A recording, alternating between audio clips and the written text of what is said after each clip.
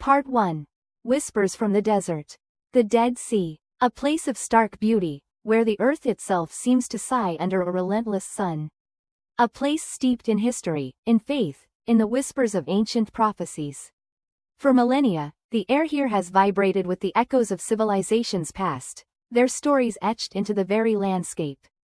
And beneath the sands, in the cool, dark embrace of caves carved into the cliffs, lie secrets that have captivated scholars and fueled imaginations for decades, the Dead Sea Scrolls.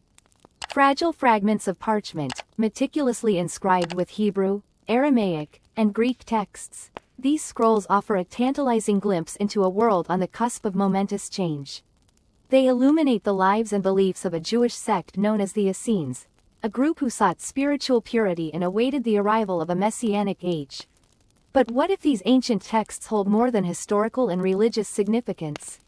What if, hidden within their cryptic passages, lies a chilling prediction, a timetable for the end of time itself? The discovery of the Dead Sea Scrolls in 1947 was nothing short of miraculous. A Bedouin shepherd, searching for a lost goat, stumbled upon a hidden cave in the cliffs of Qumran. Inside, he found clay jars containing scrolls of parchment, preserved remarkably well by the arid desert climate. This initial discovery sparked a flurry of archaeological expeditions, revealing a treasure trove of ancient texts, comprising nearly 1,000 manuscripts in varying states of preservation. The scrolls encompass biblical books, commentaries, legal texts, and apocalyptic writings, offering a unique window into the religious and intellectual landscape of Second Temple Judaism. They paint a picture of a world rife with anticipation, a world bracing for the imminent arrival of a cataclysmic event that would usher in a new era. Scholars have dedicated their lives to deciphering these fragile texts, painstakingly piecing together the fragmented pieces of the puzzle. Their work has shed light on the origins of Christianity, revealing striking parallels between the teachings of the Essenes and the early Christians. The scrolls speak of a cosmic battle between the forces of good and evil, a struggle that would culminate in a final judgment and the establishment of God's kingdom on earth. This apocalyptic vision resonates with themes found in both Jewish and Christian traditions, raising profound questions about the nature of prophecy and the possibility of predicting the future. Could these ancient texts, written centuries ago, hold clues about the fate of our own world? The Essenes, the community believed to have authored and preserved the scrolls, were a reclusive group who withdrew from mainstream Jewish society to establish a communal life in the desert. They adhered to a strict code of conduct, emphasizing purity, piety, and the meticulous observance of religious law. Their writings reveal a deep fascination with angelology, demonology, and the intricacies of the cosmic order. They believed that the world was teetering on the brink of destruction, and that they were living in the final days before the arrival of the Messiah. This sense of urgency, this conviction that they were witnessing the unfolding of divine prophecy, permeates their texts. It is a sentiment that echoes across the centuries, resonating with those who seek meaning in a world often perceived as chaotic and unpredictable. The possibility that the Dead Sea Scrolls contain a prediction of the end of time is a tantalizing one, and it has captured the imaginations of scholars, theologians, and conspiracy theorists alike. Some interpret certain passages in the scrolls as containing coded messages, hidden prophecies that reveal a specific timeline for the end of days. Others dismiss such interpretations as speculative and unfounded, arguing that the scrolls should be understood within their historical and cultural context. The debate rages on, fueling the ongoing fascination with these enigmatic texts. The very nature of prophecy, its inherent ambiguity and susceptibility to multiple interpretations, adds to the mystery. Are these texts divinely inspired pronouncements of the future, or are they simply the reflections of a community grappling with the uncertainties of their time? The search for answers leads us deeper into the desert, to the windswept cliffs of Qumran, where the silence is broken only by the rustling of the wind and the distant cries of desert birds. Here, amidst the ruins of an ancient settlement, we can almost feel the presence of the Essenes, their hopes, their fears, their unwavering belief in the imminence of a world-transforming event. The Dead Sea Scrolls, fragments of a forgotten past, continue to speak to us across the millennia. They whisper of secrets yet to be uncovered, of prophecies that may yet be fulfilled. And as we gaze upon these fragile remnants of antiquity, we are left to ponder the enduring question. What if they hold the key to understanding not only the past, but also the future, the ultimate destiny of humankind? The parchment felt brittle, almost like dried leaves, under Father Michael's trembling fingers. The Aramaic script, usually a source of comfort, now twisted into menacing symbols that seemed to burrow into his skin. He had spent the last few days locked in his study, poring over the newly discovered fragments, the ones nobody else was allowed to see. Fragments that spoke not of salvation, but of a chilling, calculated annihilation. The official announcement of the scroll's discovery had focused on the typical prophetic passages, the ones that spoke of a Messiah and a new kingdom. Those were the passages the Vatican wanted the world to see. But these were different. These spoke of a time when the stars would weep blood, when the earth would swallow its own children, and a silence, deeper than the void, would consume all. A silence presided over by something the scrolls referred to only as the Watcher. A knock echoed through the room, making Father Michael jump. He quickly covered the fragments with a cloth. Yes? Sister Agnes's worried face appeared in the doorway. Father, the Archbishop is here. He insists on seeing you.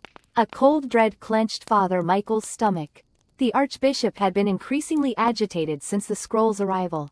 He'd been pushing for their immediate translation and dissemination, almost frantically. Michael had managed to stall him, claiming the need for careful analysis, for contextual understanding. But how much longer could he keep this up? Tell him I'll be down shortly, he said, his voice strained. As Sister Agnes left, Michael returned to the fragments. He had to understand. He had to find some glimmer of hope, some way to avert the doom they foretold. One passage in particular haunted him. It spoke of a ritual, a cleansing fire, required to appease the Watcher. But the description of the ritual was fragmented, obscured by deliberate damage to the scroll. It spoke of a sacrifice, the purest of hearts, offered at the convergence of shadows. He shivered. What did it mean? And where was this convergence of shadows? Downstairs, Archbishop Bellini paced the small reception room, his face etched with an unsettling mix of anxiety and fervor. He greeted Father Michael with a forced smile that didn't quite reach his eyes. Michael, my boy, how is the translation progressing? The world is clamoring for the word of God. Slowly, Your Grace, Michael replied, trying to maintain a calm facade. The Aramaic is particularly complex in these fragments. It requires meticulous interpretation. Yes, of course, the Archbishop said dismissively, waving a hand. But we mustn't delay. The faithful are eager for reassurance in these troubled times. These scrolls, they offer hope, don't they? Michael hesitated. Hope? He could see only despair. They offer guidance, Your Grace. A reminder of God's unwavering power. Exactly, the Archbishop exclaimed, his eyes gleaming. And that power must be revealed. The world needs to see the prophecy of the new kingdom. The prophecy of salvation. Michael felt a bead of sweat trickle down his temple.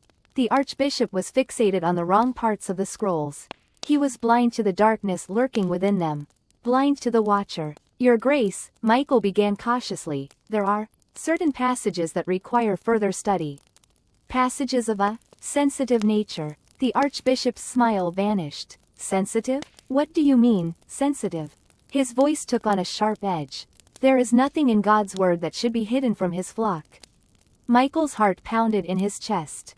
He couldn't tell him the truth. Not yet. It's a matter of theological interpretation, Your Grace. I need more time to ensure the message is conveyed accurately. The Archbishop stared at him for a long, uncomfortable moment. His eyes, usually warm and compassionate, now seemed cold, almost calculating. Very well, Michael, he finally said, his voice tight. But don't take too long. The world is waiting. Later that night, locked back in his study, Michael found a small, almost overlooked passage tucked away at the edge of one of the fragments. It was barely legible, the ink faded and smudged. He squinted, holding it up to the lamplight. The words swam before his eyes, then coalesced into a horrifying sentence. The Watcher feeds on belief. The room seemed to grow colder. The silence, once comforting, now felt oppressive, heavy with unseen presence. He felt a chilling certainty that he was not alone, that something was watching him, waiting. Waiting for the cleansing fire. waiting for the purest of hearts. And suddenly, he understood. He understood what the sacrifice was meant to be. He understood the terrible truth that the Vatican, in its eagerness to spread the word of the scrolls, was unknowingly playing right into the Watcher's hands. The world was not waiting for salvation. It was waiting for its end. And Father Michael, burdened with a terrible secret, knew he was the only one who could stop it. But how? He had no idea where to begin. All he knew was that the clock was ticking, and the shadows were converging. The parchment felt like ice against my sweating palms. The symbols, now etched into my mind, seemed to pulsate with a faint, internal light, even in the dimness of Father Elias's study. He watched me, his face a mask of scholarly concern edged with something else. Something like fear, maybe? "Daniel," he began, his voice a low rumble, "you understand the implications of this, don't you?" I nodded slowly, the implications a cold knot in my stomach. The scrolls hadn't just predicted the end of time, they detailed a ritual, a perverse ceremony that could hasten its arrival. And the first sign, according to the translated fragment, was the weeping of stone. The statue, I whispered, the memory of the glistening, seemingly tear-stained Madonna in the village square flashing before my eyes. It wept. Father Elias sighed, running a hand over his tonsured head. There have been anomalies. Strange occurrences across the region. Whispers of livestock behaving erratically, of inexplicable illnesses. But the weeping of stone, that's undeniably the first sign. He paced the length of the study, his shadow stretching and shrinking against the flickering candlelight. The air felt thick, heavy with the unspoken. The scrolls speak of a harvester, he continued, his voice barely a breath. A being summoned by the completion of the ritual. One who will reap the souls of the unworthy and prepare the world for what comes next. I shuddered. The image the scrolls conjured, a skeletal figure draped in shadows, wielding a scythe dripping with not blood, but darkness, was seared into my brain. "We need to find the rest of the scroll," I said, my voice firmer than I felt. "The one detailing how to stop the ritual." Father Elias stopped pacing, his eyes meeting mine. "It's not that simple, Daniel." The scrolls were scattered, hidden by the Essenes themselves, fearing what they had discovered.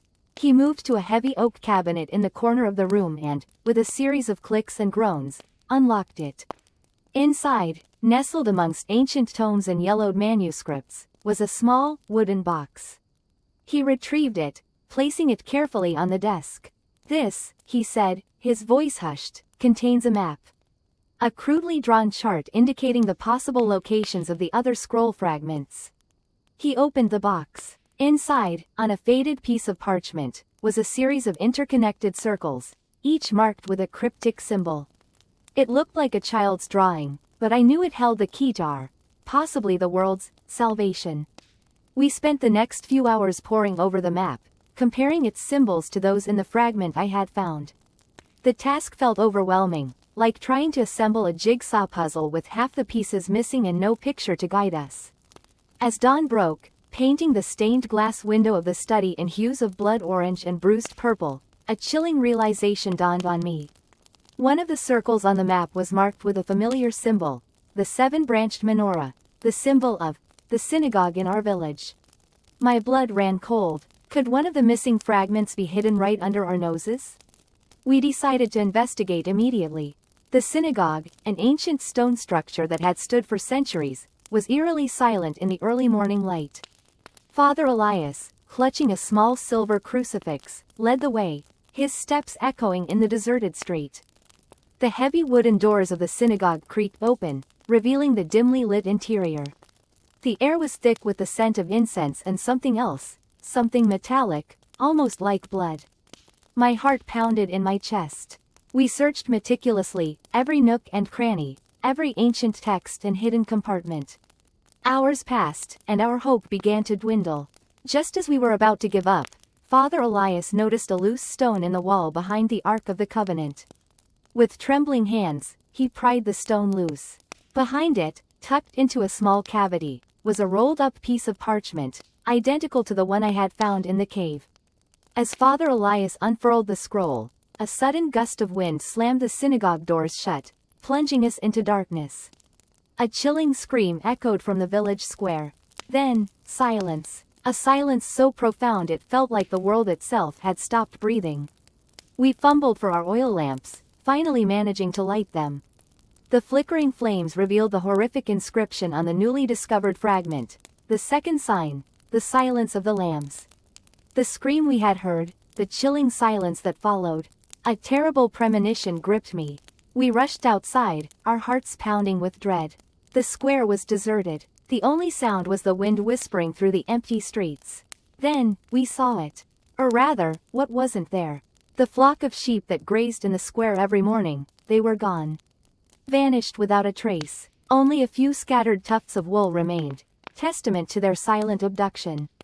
The second sign had come to pass. And we were running out of time. Part 4. The Whispering Caves. The silence of Qumran was deafening. It pressed in on us, a physical force as heavy as the heat radiating from the bleached cliffs. The wind, which had howled like a banshee earlier, had died down, leaving behind an unnerving stillness. Even the ravens that usually circled the ruins were absent. Father Michael held the fragment of scroll clutched in his hand, his knuckles white. His gaze, normally filled with gentle wisdom, was now clouded with a mixture of fear and morbid fascination. This changes everything, he whispered, his voice hoarse. He looked at me, his eyes wide and haunted. Sarah, the prophecy, it speaks of a convergence.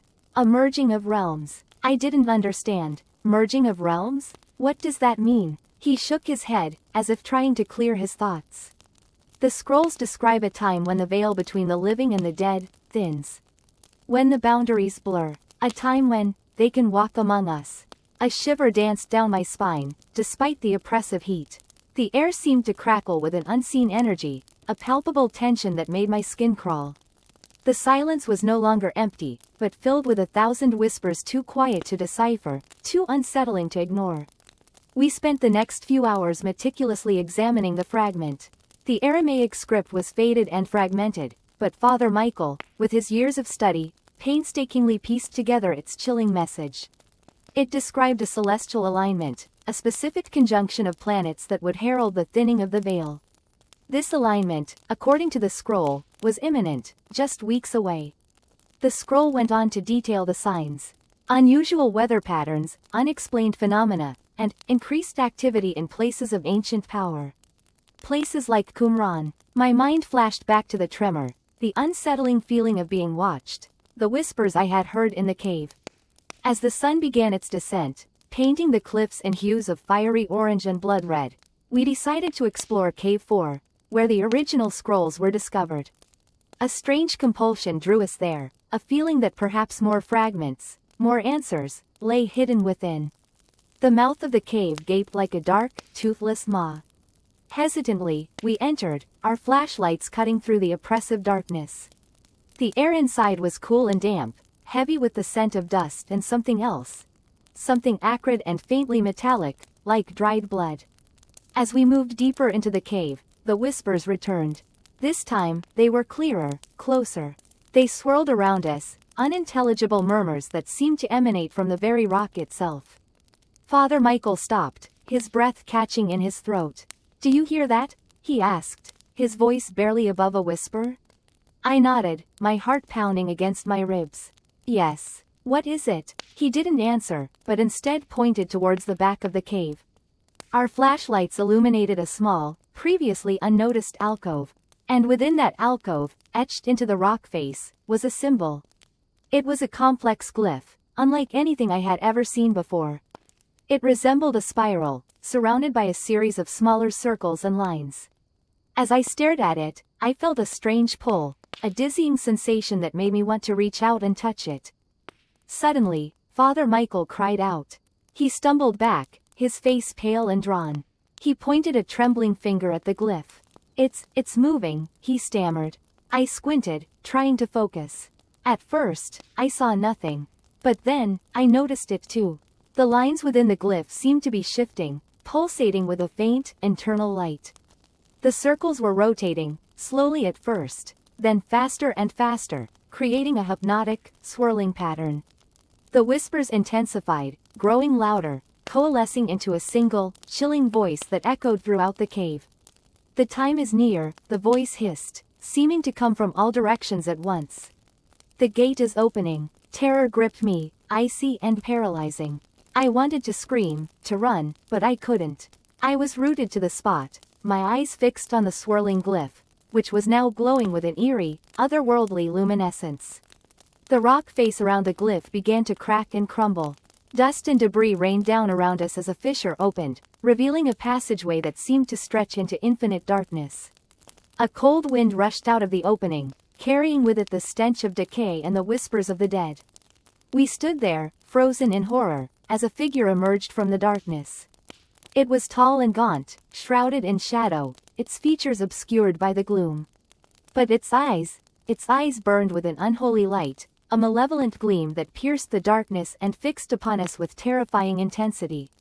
The figure raised a skeletal hand, and the whispers reached a crescendo. The ground beneath our feet trembled, and the air crackled with unseen energy. The merging of realms had begun. The scroll's chilling prophecy gnawed at me. When the raven sings at noon, the shadow will consume the light. Ravens. We hadn't seen any ravens in Qumran, not since the dig started. The arid landscape wasn't their typical habitat. The more I pondered it, the more the cryptic words twisted my understanding of reality. I spent the following days in a haze of apprehensive study. I cross-referenced the scroll fragment with every other text we had unearthed, desperately searching for context, for a clue that might alleviate the mounting dread. Dr. Albright, oblivious to my inner turmoil, grew increasingly excited by my dedication. He saw it as scholarly fervor, not the frantic scrambling of a man on the precipice of madness.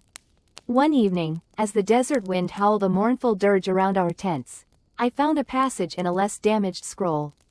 It described a ritual, a cleansing, performed under the light of a blood moon to appease the shadow. The chilling implication was clear. The ancients believed this shadow could be controlled, or at least delayed. But the ritual was fragmented, crucial steps missing, lost to the ravages of time. Sleep became a luxury I couldn't afford.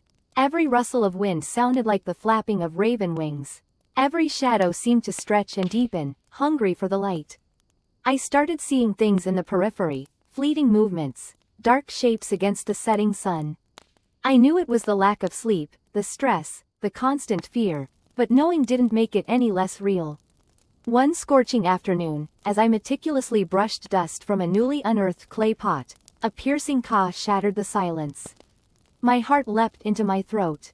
I looked up. Perched atop the highest dune, silhouetted against the blinding sun, was a raven. Black as midnight, it stared down at us with unsettling intelligence. The time was exactly noon. The other excavators, initially startled, dismissed it as a strange occurrence. Dr. Albright even joked about it being a good omen, a sign of discovery. But I felt a cold dread seep into my bones. The prophecy. It was beginning. The next few days were a blur of escalating unease. The raven remained, a constant, unsettling presence. The sun, usually our brutal companion, seemed weaker, its light struggling to penetrate a growing, intangible darkness. The shadows lengthened, stretching across the desert floor like grasping fingers. Even Dr. Albright's enthusiasm began to wane, replaced by a growing apprehension he couldn't quite articulate. Then, the nightmares started. Vivid, terrifying dreams of a world consumed by shadow, populated by faceless figures who whispered in a language I understood but couldn't comprehend. I'd wake up in a cold sweat, the chilling whispers still echoing in my ears, convinced I could feel the shadow's icy touch on my skin. One night, driven by the desperation of these recurring nightmares, I confided in Dr. Albright. I showed him the scroll fragment, explained my growing fear, the raven, the shadows, the nightmares. He listened patiently, his brow furrowed in concern. "David," he said finally, his voice gentle but firm, "I understand your concern. These scrolls, they can be unsettling. But you're letting your imagination run away with you. The raven is just a bird. The shadows, well, it's the desert. There are always shadows. But the prophecy," I insisted, "the raven at noon, the shadow consuming the light." He sighed, placing a comforting hand on my shoulder. "David, these are ancient texts, full of symbolism and metaphor. We mustn't take them literally. His words, meant to reassure, only fueled my anxiety. He didn't understand. He couldn't see what I saw, feel what I felt. The shadow was real. It was growing stronger, and soon, it would consume us all. That night, under the oppressive weight of a blood-red moon, I returned to the dig site alone. Driven by a desperate hope, I searched through the excavated texts, poring over every fragment, every inscription. I had to find the missing pieces of the cleansing ritual. It was our only hope. As I sifted through the brittle fragments, a cold wind swept through the site, extinguishing the lanterns and plunging me into darkness. A chilling caw echoed from the darkness above. I looked up, my heart pounding in my chest. Silhouetted against the blood moon, the raven descended, its eyes glowing with an unnatural light. It landed on the open scroll before me, its talons clicking against the ancient parchment. Then, it spoke. Its voice, a guttural rasp, resonated deep within my soul. The time is near, it croaked. The shadow hungers. The parchment felt brittle and cold beneath my trembling fingers. The Aramaic script, like twisted thorns, seemed to dig into my skin. The flickering candlelight cast dancing shadows on the wall, turning the familiar symbols of my study into grotesque, mocking faces. I read the passage again, the words of cold dread spreading through me. And the seventh sign shall be the silence. Not a silence of peace, but of absence. The birds will fall from the sky, their songs extinguished. The whispers of the wind will cease. Even the rustle of leaves beneath the foot will be no more. A silence so profound, it will shatter the sanity of men. Outside, a dog barked, a sharp, lonely sound that echoed through the unnervingly still night. I flinched, the sound seeming abnormally loud in the growing quiet of the world. Over the past weeks, the once vibrant tapestry of nature had begun to unravel. The rhythmic chirp of crickets, the nightly symphony of frogs, even the distant rumble of traffic had faded, leaving an unsettling hush in their wake. I pushed the scroll away, my stomach churning.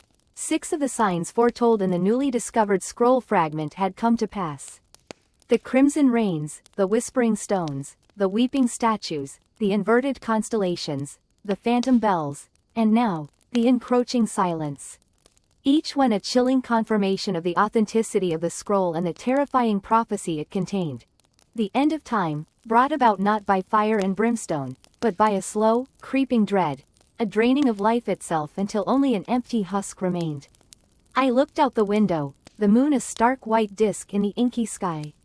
The trees stood motionless, their leaves hanging limp and lifeless. Even the wind, usually a constant companion in this remote mountainside village, seemed to hold its breath. The silence pressed against my eardrums, a physical weight. Suddenly, a high-pitched whine pierced the stillness. It started softly, then grew louder, resonating through the house, through my very bones. I clapped my hands over my ears, but the sound seemed to originate from within, a maddening, ever-increasing pitch that threatened to shatter my sanity. I stumbled back, knocking over my chair, the sound amplifying, twisting, morphing into a chorus of screams. Then, as abruptly as it began, it stopped. The silence that followed was even more profound, more oppressive. My heart hammered against my ribs, my breath coming in ragged gasps. I had experienced something other. Something that defied explanation, something that felt unnatural. Driven by a primal fear, I grabbed the scroll and the translation notes and fled the house. The village, usually bathed in the warm glow of lamplight, was shrouded in an unnatural darkness. Not the darkness of night, but the darkness of absence. There were no lights, no sounds, no movement. It was as if the very life had been sucked out of the place, leaving behind only empty shells. I ran, my feet pounding against the cobblestones, the silence chasing me, enveloping me. I could feel it seeping into my pores, a chilling emptiness that threatened to consume me. I reached the church, its doors standing wide open, a gaping maw in the heart of the silent village. Inside, the altar candles flickered weakly, casting long, distorted shadows that danced and writhed on the walls. Father Michael, the village priest, was kneeling at the altar, his head bowed, his body trembling. He looked up as I entered, his eyes wide with terror, his face ashen. The silence, he whispered, his voice barely audible. It's here, the seventh sign. I knelt beside him, clutching the scroll. What do we do, Father? I asked, my voice trembling. He shook his head, his eyes fixed on the flickering candles. I don't know, my son. I don't know. We sat there in silence, the oppressive stillness pressing down on us. The air felt heavy, thick with an unseen presence. The candles flickered again, and for a fleeting moment, I saw something move in the shadows at the back of the church. A fleeting glimpse of something tall and dark, something that seemed to be watching us. I blinked, and it was gone. Did you see that? I whispered, my heart pounding in my chest. Father Michael nodded slowly, his face pale. I think we are not alone. A cold dread washed over me, a certainty that something terrible was about to happen. The silence was broken only by the frantic beating of my heart, and the faint, almost imperceptible whisper that seemed to be coming from the shadows, a whisper that seemed to say, it has begun. The scroll in my hands felt heavier than ever, the weight of the prophecy, the weight of the end of time, pressing down on me, crushing me. We were trapped, Father Michael and I, trapped in the silence, trapped with whatever lurked in the shadows, trapped in the dying breaths of the world. The eighth sign, I remembered with a shudder, was the coming of the shadows. The silence in the cave, broken only by the rhythmic drip of water, felt heavier now, imbued with a terrible understanding. Father Michael clutched the translated fragment, the parchment brittle and cold against his trembling fingers. The prophecy spoke of a crimson tide that would herald the arrival of the devourer, a being of immense power and shadow, the antithesis of creation. He reread the Aramaic script, desperately searching for a loophole, a mistranslation, anything that could alleviate the crushing dread. But the words remained stark, unforgiving. Leaving the cave felt like stepping into a different world. The vibrant hues of the Jordanian desert seemed muted, the normally oppressive heat a chilling premonition. Even the distant chatter of the Bedouin guides sounded like whispers of conspiracy. Father Michael found Elias pacing anxiously outside their makeshift camp. What is it, Father? Elias's voice cracked with apprehension. Your face, it's like you've seen a ghost. Michael handed him the translation, his hand still shaking. Elias scanned the text, his brow furrowing with each line. When he finished, he looked up, his eyes wide with a dawning horror. The crimson tide, he muttered, his gaze drifting towards the west, where the Dead Sea shimmered under the setting sun. But what does it mean? That night, sleep evaded Michael. He lay on his cot, staring up at the star-studded sky, the vastness of the universe suddenly oppressive, a canvas upon which the prophecy could unfold. The crimson tide, the image kept returning to him, a creeping stain spreading across the fabric of reality. He tried to pray, but the words felt hollow, lost in the echoing silence of his fear. The next morning, they packed up their camp and began the arduous journey back to Jerusalem. The journey, usually filled with the mundane chatter of travel, was now steeped in a thick, suffocating silence. Even the Bedouin guides, usually boisterous and jovial, were subdued, their faces etched with a primal fear they couldn't articulate. As they neared the Dead Sea, the air grew heavy, charged with a strange, metallic tang. The usually placid waters were churning restlessly, the waves lapping against the shore with an unnatural ferocity. And then Michael saw it. A thin, crimson line snaking its way across the horizon, where the sky met the water. He pointed, his voice a strangled whisper. Elias, look. Elias followed his gaze, his face draining of all color. The crimson line was growing, spreading across the surface of the Dead Sea like a creeping stain, transforming the normally turquoise water into a gruesome spectacle. The metallic smell intensified, now accompanied by the faintest whiff of something putrid, something ancient and foul. Panic erupted among the Bedouin. They began shouting in their native tongue, their voices laced with terror. One of them, an older man with weathered skin and eyes that held the wisdom of generations, grabbed Elias's arm, his grip like iron.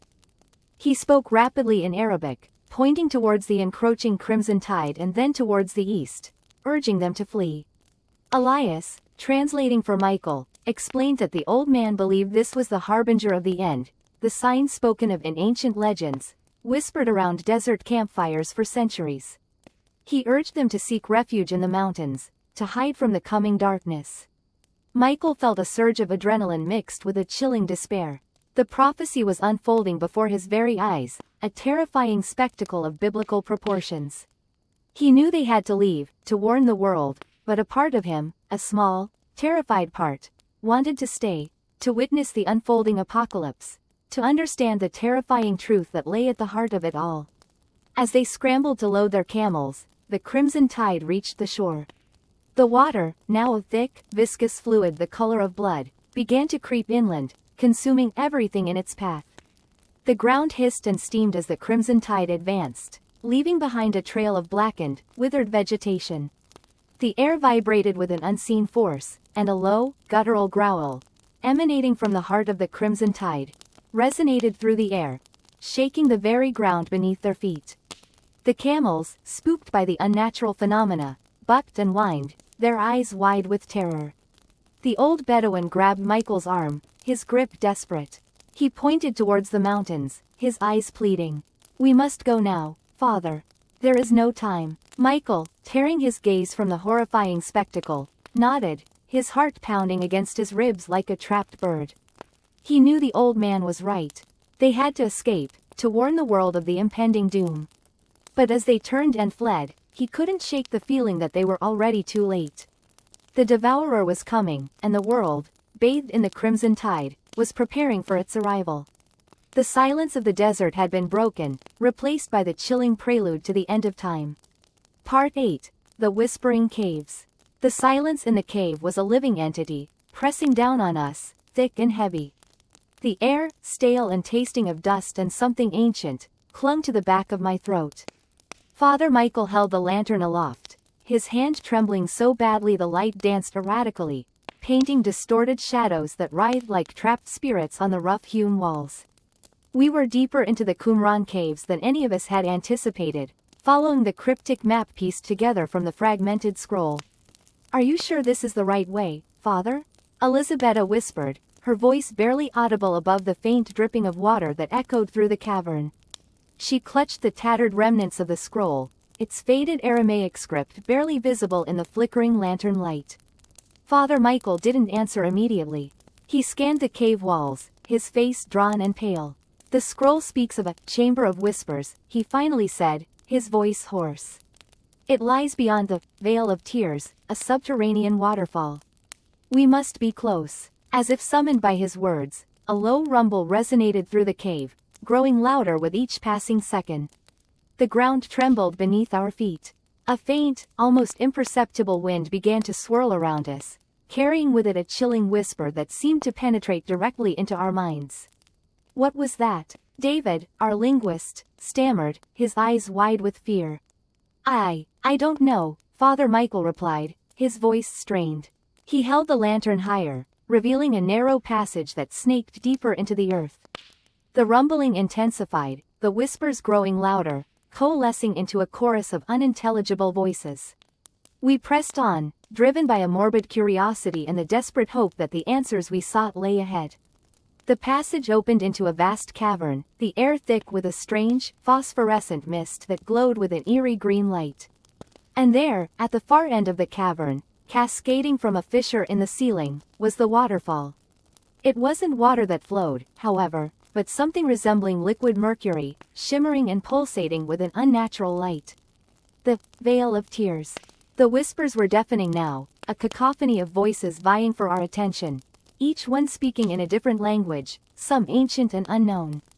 They seemed to emanate from the waterfall itself, as if the liquid metal were a conduit for the voices of the dead. I felt a cold dread creep into my heart, a primal fear that resonated with the chilling whispers.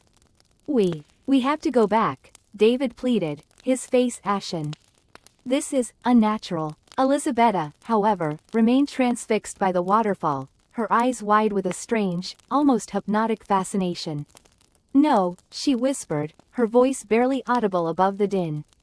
"The Chamber of Whispers, it's on the other side." Before any of us could stop her, she stepped forward, her hand outstretched toward the shimmering curtain of liquid metal. The whispers intensified, rising to a crescendo as she reached the waterfall. For a moment, she hesitated, then, with a determined look on her face, she stepped through. The whispers abruptly ceased. The cavern fell silent, the silence even more oppressive than before. We stared at the waterfall, our hearts pounding in our chests, waiting, dreading what would happen next. A few seconds later, Elizabetta emerged from the other side, her face pale and drawn, her eyes wide with a mixture of terror and awe. You have to see this, she whispered, her voice trembling.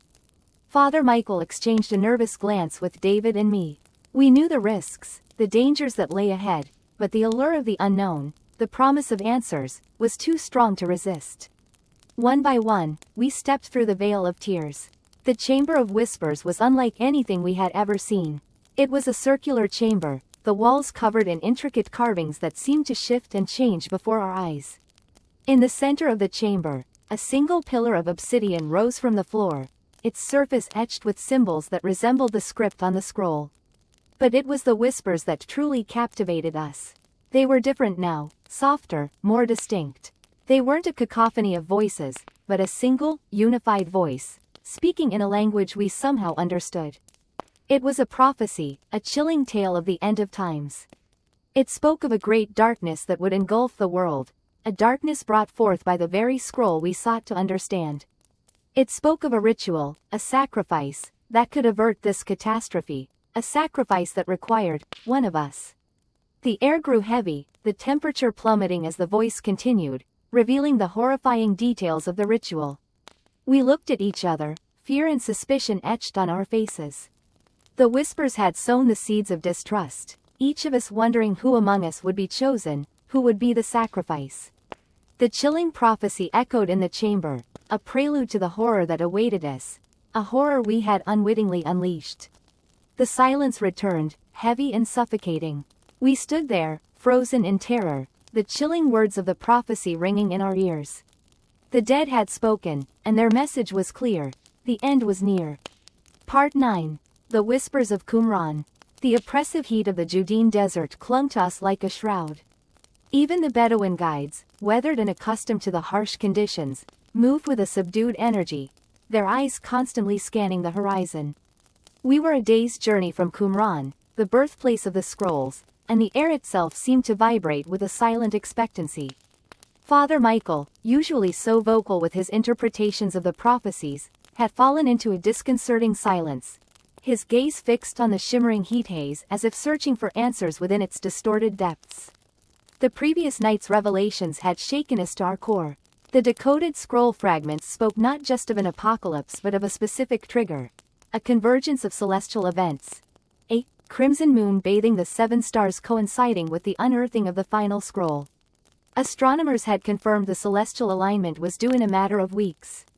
The final scroll, according to Elias, rested within Qumran itself, hidden in a chamber yet undiscovered. The camp that night was a strained affair. The crackling campfire offered little warmth against the creeping dread that had settled over us. The usual desert sounds, the rustling of wind-blown sand, the distant howl of a jackal, seemed amplified, laced with a sinister undercurrent. I caught Father Michael muttering in his sleep, words in Aramaic I couldn't understand, his brow slick with sweat. Even Elias, the stoic scholar, seemed on edge, his fingers constantly tracing the silver amulet he wore around his neck. As we approached Qumran the next day, the landscape shifted. The rolling dunes gave way to jagged cliffs and rocky plateaus, the terrain taking on an almost skeletal appearance. The ruins of the ancient settlement came into view, clinging precariously to the cliffside, a silent testament to a long-forgotten community. The wind, as it whistled through the crumbling stone walls, seemed to carry faint whispers, indecipherable murmurs that sent shivers down my spine. Elias led us through the ruins, his steps sure and purposeful. He spoke little, only pointing out key locations mentioned in the scrolls. The scriptorium where the scrolls were painstakingly copied, the mikvah ritual baths, the communal dining hall. Each location seemed to exude an eerie stillness, a palpable sense of the lives that had once thrived within these walls. The final scroll, Elias finally spoke, his voice low and resonant, is said to be hidden in a secret chamber, accessible only through a hidden passage. The scrolls mention a chamber of whispers, a place where the Essenes communed with the divine. We spent the rest of the day exploring the ruins, searching for any sign of this hidden chamber.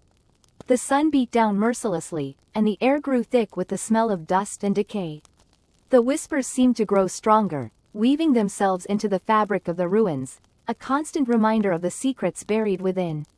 As dusk began to settle, painting the sky in hues of purple and blood orange, we gathered near the central courtyard. Father Michael, his face pale and drawn, finally broke his silence. "The whispers," he said, his voice trembling, "they're growing louder. I can almost understand them." We exchanged uneasy glances. The whispers, once barely audible, now seemed to permeate the air around us, a low, guttural hum that resonated deep within our bones. Suddenly, Elias stopped dead in his tracks. He stood before a section of wall that appeared no different from the others, yet his eyes were wide with a strange mixture of fear and excitement. "Here," he breathed, his hand tracing the rough stone. "The Chamber of Whispers." He pressed against a seemingly ordinary stone, and with a grinding sound, a section of the wall slid open, revealing a dark, narrow passage. The air that emanated from the opening was cold and damp, carrying with it the distinct smell of mildew and something else. Something ancient and unsettling. The whispers intensified, now taking on the semblance of words, fragmented and distorted, yet undeniably present. They spoke of shadows and darkness, of a coming storm, of a world consumed by fire. Father Michael clutched his crucifix, his knuckles white. "This is it," he whispered, his eyes fixed on the dark opening. "This is where it ends." Elias held up a lantern, its flickering flame casting long, dancing shadows on the walls of the passage. He took a deep breath, his face etched with grim determination. "We go in," he said, his voice barely audible above the whispers. "We face what awaits us." He stepped into the darkness, and one by one, we followed, the whispers swirling around us, pulling us deeper into the heart of Qumran, deeper into the heart of the prophecy. The air grew colder, the darkness more profound, and the whispers grew louder, closer, until they seemed to be coming from within us, whispering the secrets of the end of time. Part 10. The Whispers of Salt. The silence in the cave was thick, heavy, suffocating. It pressed against Father Michael's ears, a tangible force that threatened to crush him from the inside. He huddled deeper into his threadbare robes, the rough fabric offering little comfort against the creeping chill that emanated not from the cave walls, but from the scroll itself. It lay open before him, the ink shimmering faintly, pulsating with an unseen energy. He hadn't slept since the visions began, the fragmented prophecies swirling in his mind, each more terrifying than the last. He knew he was close, perilously close, to understanding the true meaning of the cryptic text, but the closer he got, the more he feared the revelation. The unsettling silence was broken by a low, guttural growl that seemed to emanate from the depths of the earth. Father Michael flinched, clutching the crucifix that hung around his neck, its cold metal a stark contrast against his clammy skin. He scanned the shadows of the cave, his eyes strained, but saw nothing. He tried to rationalize it, to dismiss it as the rumbling of his empty stomach or the wind whistling through some unseen fissure, but a primal fear gnawed at his insides. This wasn't a natural sound. It was something other. The growl came again, closer this time, followed by a scratching, scraping sound, like fingernails dragging across stone. He could feel the vibrations through the ground, a slow, rhythmic pulse that resonated with the unnatural hum of the scroll. He squeezed his eyes shut, muttering a prayer under his breath, the Latin words a desperate plea for salvation. When he opened his eyes again, he saw it. A figure, cloaked in shadow, stood at the edge of the firelight. Its features were obscured by the darkness, but its eyes glowed with an unnatural luminescence, two burning embers that fixed on him with an unsettling intensity. He tried to speak, to scream, but his voice caught in his throat, a dry, rasping croak. Terror paralyzed him, rooted him to the spot as the figure began to approach. With each step, the air grew colder, the silence more oppressive. The shadows seemed to deepen, swirling and coalescing around the figure like a shroud. As it drew nearer, Father Michael could make out its form, gaunt and skeletal, its skin stretched taut over bone, its limbs impossibly long and thin. It moved with an unnatural grace, gliding across the cave floor as if it were floating.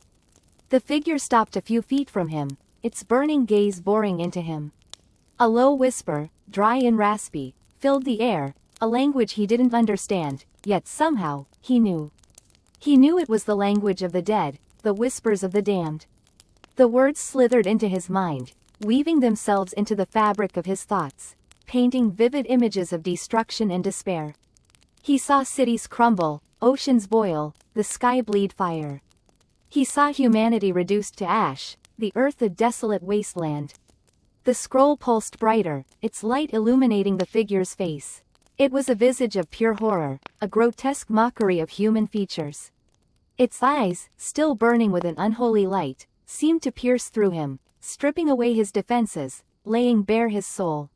He wanted to look away, to shield himself from the horrific sight, but he couldn't. He was trapped, mesmerized by the creature's gaze. The whispers intensified, becoming louder, more insistent. They spoke of the coming darkness, the final judgment, the end of all things. They spoke of a being of immense power, a being of pure malevolence, that would rise from the depths of the earth to claim its dominion over the world. Father Michael understood now. The scrolls weren't just predicting the end of time. They were summoning it. The figure raised a skeletal hand, its long, bony fingers reaching towards him. He felt a cold, icy grip tighten around his heart, constricting his chest, stealing his breath. The world around him began to fade, the cave walls dissolving into swirling shadows, the fire flickering and dying. He knew, with a chilling certainty, that this was the end. But even as darkness consumed him, a single, desperate thought clung to his mind.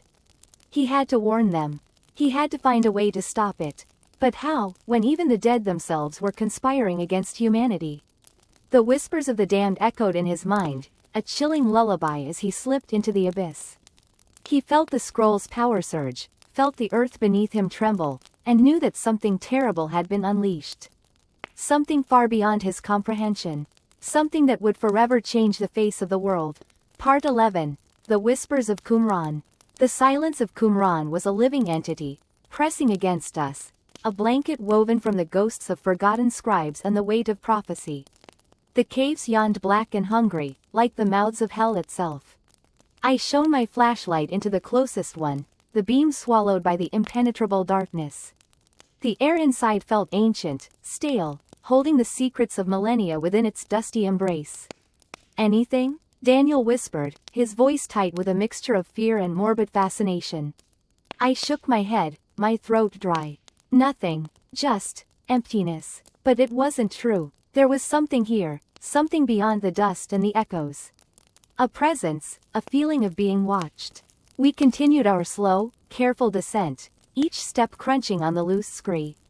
The landscape, bathed in the ethereal moonlight, resembled a lunar surface. The Dead Sea, a vast, inky expanse below, seemed to exhale a low, mournful sigh. It was easy to believe that the end of the world was brewing in its depths. We reached Cave 4, the largest and most significant of the Qumran caves, where the majority of the scrolls had been discovered.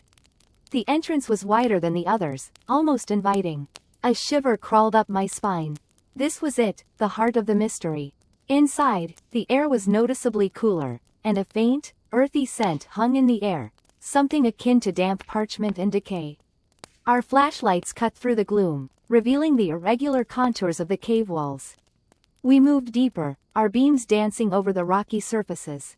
There, etched into the wall near the back of the cave, were symbols. Not the familiar Hebrew script of the scrolls, but something far older, more primal. What is that? Daniel stammered, his voice barely audible. The symbols resembled ancient hieroglyphs, intricate and unsettling. They spiraled and twisted, forming patterns that seemed to shift and writhe in the flickering light. As I studied them, a growing unease coiled in my gut. They resonated with something deep within my subconscious, a primal fear I couldn't articulate. I don't know, I breathed, my hand tracing the cold, rough stone. But I don't like it. Suddenly, a low whisper echoed through the cave. We froze, our blood turning to ice.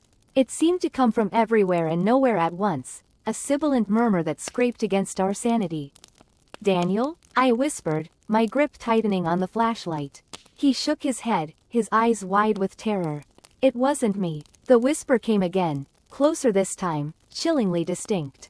It sounded like ancient words spoken in a language I'd never heard, yet somehow understood. It spoke of shadows and endings, of a great darkness consuming the light. We turned, our lights frantically searching the cave. There was nothing there, just the shadows and the whispering darkness. The air grew heavy, almost suffocating, as if the very cave itself was closing in on us. We need to leave, Daniel choked out, his voice trembling. I nodded, already backing towards the entrance. The whispers intensified, swirling around us like a vortex of fear. We stumbled over the uneven ground, desperate to escape the suffocating presence. As we reached the mouth of the cave, a figure materialized in the entrance, blocking our path. It was shrouded in darkness, its features obscured by the shadows. But I could feel its eyes, burning into me, cold and ancient. Terror seized me, paralyzing me in its grip. I couldn't breathe, couldn't scream. The whispers intensified, becoming a chorus of voices chanting in unison, a horrifying symphony of dread. The figure raised a hand, and I saw it then, a glint of metal in the moonlight. A knife, long and curved, its blade shimmering with an unnatural luminescence. Daniel screamed, a raw, guttural sound that ripped through the silence. He lunged forward, pushing me aside, towards the shadowed figure. The knife flashed. A sickening thud echoed through the night. Daniel collapsed, a dark stain spreading across his chest. The figure vanished, swallowed by the shadows as quickly as it had appeared. I stood there, frozen, my mind reeling. The whispers faded, replaced by the ringing silence of the desert. The only sound was my own ragged breathing and the soft gurgling sound coming from Daniel's throat. I knelt beside him, my hands shaking as I pressed them against the wound. His eyes were open, staring blankly at the sky. The symbols, he whispered, his voice barely a breath. They tell the story? His voice trailed off, his eyes glazing over. The life drained from him, leaving only a cold, empty shell. I looked back at the cave, at the darkness that held the secrets of the end of time. The whispers were gone, but the terror remained, a cold, hard knot in my gut. I was alone, surrounded by the ghosts of the past and the chilling prophecy of the future. The scrolls had warned us. And now, I knew, the end was truly beginning. Part 12. The Whispering Caves. The silence in the Qumran caves was a living thing. It pressed against my eardrums, thick and cloying, punctuated only by the frantic thump of my own heart. Father Michael, his face pale and drawn, clutched the translated fragment of the scroll like a lifeline. The words, now seared into my memory, echoed in the oppressive stillness.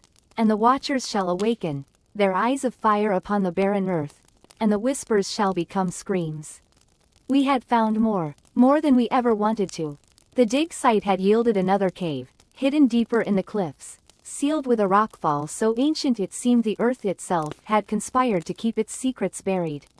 Inside, amidst the dust and shadows, we found not just scrolls, but something far more disturbing, skeletal remains, draped in rough-spun fabric, their empty sockets facing east. Their bones were strangely contorted, as if frozen in a paroxysm of agony. The watchers, Father Michael whispered, his voice hoarse. The scrolls speak of fallen angels, imprisoned beneath the earth, waiting for their release. He pointed to a section of the newly discovered scroll. The Aramaic script, elegant yet chilling, depicted figures with elongated limbs and blazing eyes. I shivered, pulling my jacket tighter around me. The air inside the cave felt frigid, a stark contrast to the scorching desert heat outside. A low, guttural sound, almost like a sigh, seemed to emanate from the depths of the cave. I dismissed it as the wind, but Father Michael's grip on the scroll tightened. "Did you hear that?" he asked, his eyes wide with a mixture of fear and fascination. I nodded slowly, unable to deny the unsettling sound. It came again, louder this time, followed by a faint scraping noise, like fingernails dragging across stone. We shone our flashlights deeper into the cave, the beams dancing nervously across the jagged walls. The air grew heavier, the silence broken only by the increasingly insistent scraping. Then, we saw it. A fissure in the cave wall, previously hidden by shadows, was widening, the stone crumbling away to reveal an opening that descended into darkness. The scraping sound grew louder, accompanied now by a low, rhythmic chanting that seemed to vibrate in our bones. "We have to leave," I said, my voice strained. "This is beyond us." Father Michael hesitated, his gaze fixed on the widening fissure. "But the scrolls, they speak of a way to stop it, to prevent the prophecy from unfolding." "Father, this isn't a library. It's a tomb, and whatever is down there doesn't want us here." I grabbed his arm, trying to pull him away, but he resisted. "We can't just abandon this," he argued, his voice trembling. "We have a responsibility to understand, to warn the world." The chanting intensified, morphing into a chorus of whispers that seemed to swirl around us, insinuating themselves into our minds. I felt a creeping dread wash over me, a sense of overwhelming despair that threatened to consume me. The fissure had widened enough now for a person to pass through. The whispers grew louder, more insistent, promising power, knowledge, and oblivion. Father Michael, his eyes glazed over with a strange light, took a step towards the opening. "Father, no," I yelled, grabbing his hand. He turned to me, his expression distant, almost unrecognizable. "Don't you understand, David?" he whispered, his voice echoing the whispers from the fissure. "They're calling me. They're showing me the truth." He pulled his hand away from mine and stepped through the opening, disappearing into the darkness. The whispering voices reached a crescendo, then abruptly ceased. The silence that followed was even more terrifying than before, a vast, empty void that swallowed all sound and light. I stood there, paralyzed with fear, staring at the fissure that had swallowed Father Michael. The whispers had stopped, but I could still feel them, a faint echo in the back of my mind, promising secrets and threatening doom. I was alone in the darkness, surrounded by the bones of the Watchers, and the chilling prophecy of the scrolls was ringing in my ears. The end was coming, and I was powerless to stop it. I backed away slowly, my flashlight beam shaking in my trembling hand. I had to get out. I had to warn someone. But who would believe me? Who would believe the ravings of a man who had just watched his mentor descend into the earth, seduced by the whispers of forgotten gods? As I stumbled through the darkened caves, towards the faint glimmer of daylight at the entrance, I felt a cold hand brush against my cheek. I whirled around, my heart pounding in my chest, but there was nothing there. Just the oppressive silence, the whispering caves, and the chilling certainty that the world as we knew it was about to end. Part 13. The Whispering Caves. The air in Qumran hung thick and heavy, saturated with the dust of ages. Even the wind seemed to hold its breath, unwilling to disturb the oppressive stillness that had settled over the archaeological site. The flickering lanterns cast long, distorted shadows that danced like phantoms against the crumbling walls of the ancient settlement. We felt it now, a palpable sense of dread that seeped into our bones, a cold, unwelcome guest.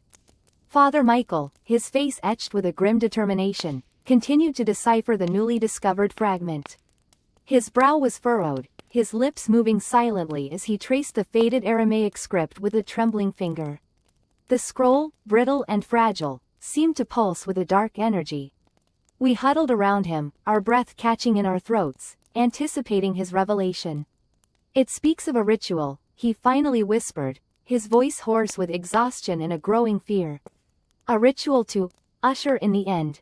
The words hung in the air, heavy and ominous. Sarah, ever the pragmatist, was the first to speak. "A ritual? What kind of ritual?" Father Michael shook his head, his eyes fixed on the cryptic symbols. "It's fragmented, incomplete, but it describes a confluence, a convergence, at the lowest point on Earth." My heart skipped a beat. The Dead Sea, the lowest point on Earth. It all seemed to be pointing in one terrifying direction. "The scrolls, they led us here," I muttered, the chilling realization sinking in. "They led us to the very place where it's supposed to happen." A tremor ran through the group. Even Professor Klein, usually the bastion of scientific skepticism, looked shaken. The silence stretched, broken only by the faint rustling of the wind and the distant howl of a jackal. "We need to find the rest of the scroll," Father Michael declared, his voice regaining some of its strength. "There has to be more. It has to tell us how to stop this." We agreed, a desperate resolve solidifying within us. We split into two groups, determined to scour every inch of the surrounding caves, searching for the missing fragments that held the key to our salvation, or perhaps, our damnation. The caves were dark and oppressive, their entrances gaping like the mouths of hell. The air inside was cold and damp, carrying the faint scent of decay and something else, something ancient and unsettling. Each rustle of bat wings, each echo of our footsteps, seemed to amplify the mounting terror. Sarah and I explored a particularly deep cave, our lanterns casting flickering circles of light against the rough, uneven walls. The silence was deafening, broken only by the occasional drip of water that echoed through the cavernous space. Suddenly, Sarah stopped, her hand gripping my arm tightly. "Did you hear that?" she whispered, her eyes wide with fear. I strained my ears, listening intently. At first, I heard nothing but the rhythmic thumping of my own heart. But then, I heard it, a faint whispering, coming from the depths of the cave. "It's the wind," I said, trying to reassure myself as much as her. But the whispering grew louder, closer, taking on a distinctly human quality. It sounded like multiple voices, murmuring in a language I couldn't understand. A cold dread washed over me, and the hairs on the back of my neck stood on end. We slowly backed away, our lanterns shaking in our trembling hands. The whispering intensified, swirling around us like a malevolent vortex. We could feel the presence of something unseen, something ancient and powerful. Then, a figure emerged from the darkness. It was tall and gaunt, its form shrouded in shadow. Its eyes glowed with an eerie, otherworldly light. It raised a skeletal hand, pointing towards the depths of the cave. We stumbled back, our breaths catching in our throats. The figure glided towards us, its movements unnatural, unsettling. The whispering reached a crescendo, filling the cave with an unbearable cacophony of voices. We turned and ran, our lanterns casting wild, dancing shadows against the cave walls. The whispering pursued us, growing louder, closer. We could feel the icy breath of the unseen presence on our necks. We burst out of the cave mouth and into the blinding sunlight, gasping for air. We looked back, but the figure was gone. The whispering had ceased, leaving behind a chilling silence. We stumbled towards Father Michael and the others, our faces pale with terror. We tried to explain what we had seen, what we had heard, but words failed us. The experience had been too surreal, too terrifying to comprehend. Father Michael listened intently, his expression grave. "The guardians," he murmured, his voice barely above a whisper. The scroll spoke of guardians, protecting the ritual site. We stared at him, our hearts pounding in our chests. We had stumbled upon something ancient and powerful, something that had been hidden for millennia. And now, we were trapped in its web, caught in a terrifying game with stakes far greater than we could have ever imagined. The end of time was drawing near, and we were running out of time to stop it. Part 14. The Whispering Caves. The dust devils danced across the desolate landscape, mimicking the turmoil churning within Father Elias. He'd barely slept, plagued by fragmented visions of swirling sand and whispering voices. The scroll fragment's cryptic prophecy, now seared into his memory, echoed in his waking thoughts. "When the crimson moon kisses the 7 hills, the sleeper shall awaken, and silence will reign." He knew, with a chilling certainty, that the crimson moon was the upcoming lunar eclipse, and the 7 hills. Rome. The Vatican's response to his discovery had been swift and dismissive. Cardinal Rossi, his usual contact, had become cold and evasive, claiming the scroll fragment was a forgery, a desperate attempt to sow chaos. Elias knew better. The fear in Rossi's eyes, the subtle tremor in his voice, betrayed a deeper knowledge, a terrifying acceptance of the impending doom. Elias found himself drawn back to Qumran, to the caves where the scrolls were originally found. The desert wind howled like a banshee, whipping his robes around him. The silence of the caves, usually a balm to his soul, now felt oppressive, pregnant with unseen horrors. He moved from cave to cave, his lantern casting flickering shadows that danced like grotesque puppets. He stopped at Cave 4, the largest and most significant of the Qumran caves. The air here was thick with an almost palpable sense of dread. He felt a presence, something ancient and malevolent, watching him from the darkness. He raised his lantern, its feeble light barely penetrating the gloom. The cave walls seemed to shift and breathe, the shadows coalescing into unsettling shapes. He heard it then, a faint whisper, like the rustling of dry leaves. It grew louder, becoming a chorus of voices, murmuring in a language he didn't understand, yet somehow felt deep within his bones. The voices swirled around him, carrying a chilling message of despair and destruction. He stumbled back, his heart hammering against his ribs. He wanted to flee, to escape the oppressive weight of the cave, but an invisible force held him captive.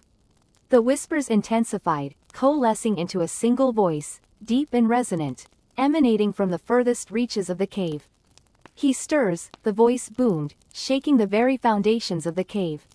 "The time of his return is nigh." Terror gripped Elias. He understood. The sleeper, the entity mentioned in the scroll fragment. It wasn't a metaphor, not a symbolic representation of evil. It was a real being, a monstrous entity imprisoned for millennia, waiting to be unleashed upon the world. The whispering voices faded, replaced by a low, guttural growl that seemed to vibrate within Elias's very skull. He could feel the presence of the sleeper now, vast and powerful, lurking just beyond the reach of his lantern's light. He knew, with terrifying certainty, that he was standing on the precipice of an abyss, staring into the face of an unimaginable horror. He turned and fled, scrambling out of the cave and into the relative safety of the desert night. The wind howled around him, no longer a mournful cry, but a triumphant roar, heralding the coming darkness. He ran until his lungs burned and his legs ached, driven by a primal fear he had never experienced before.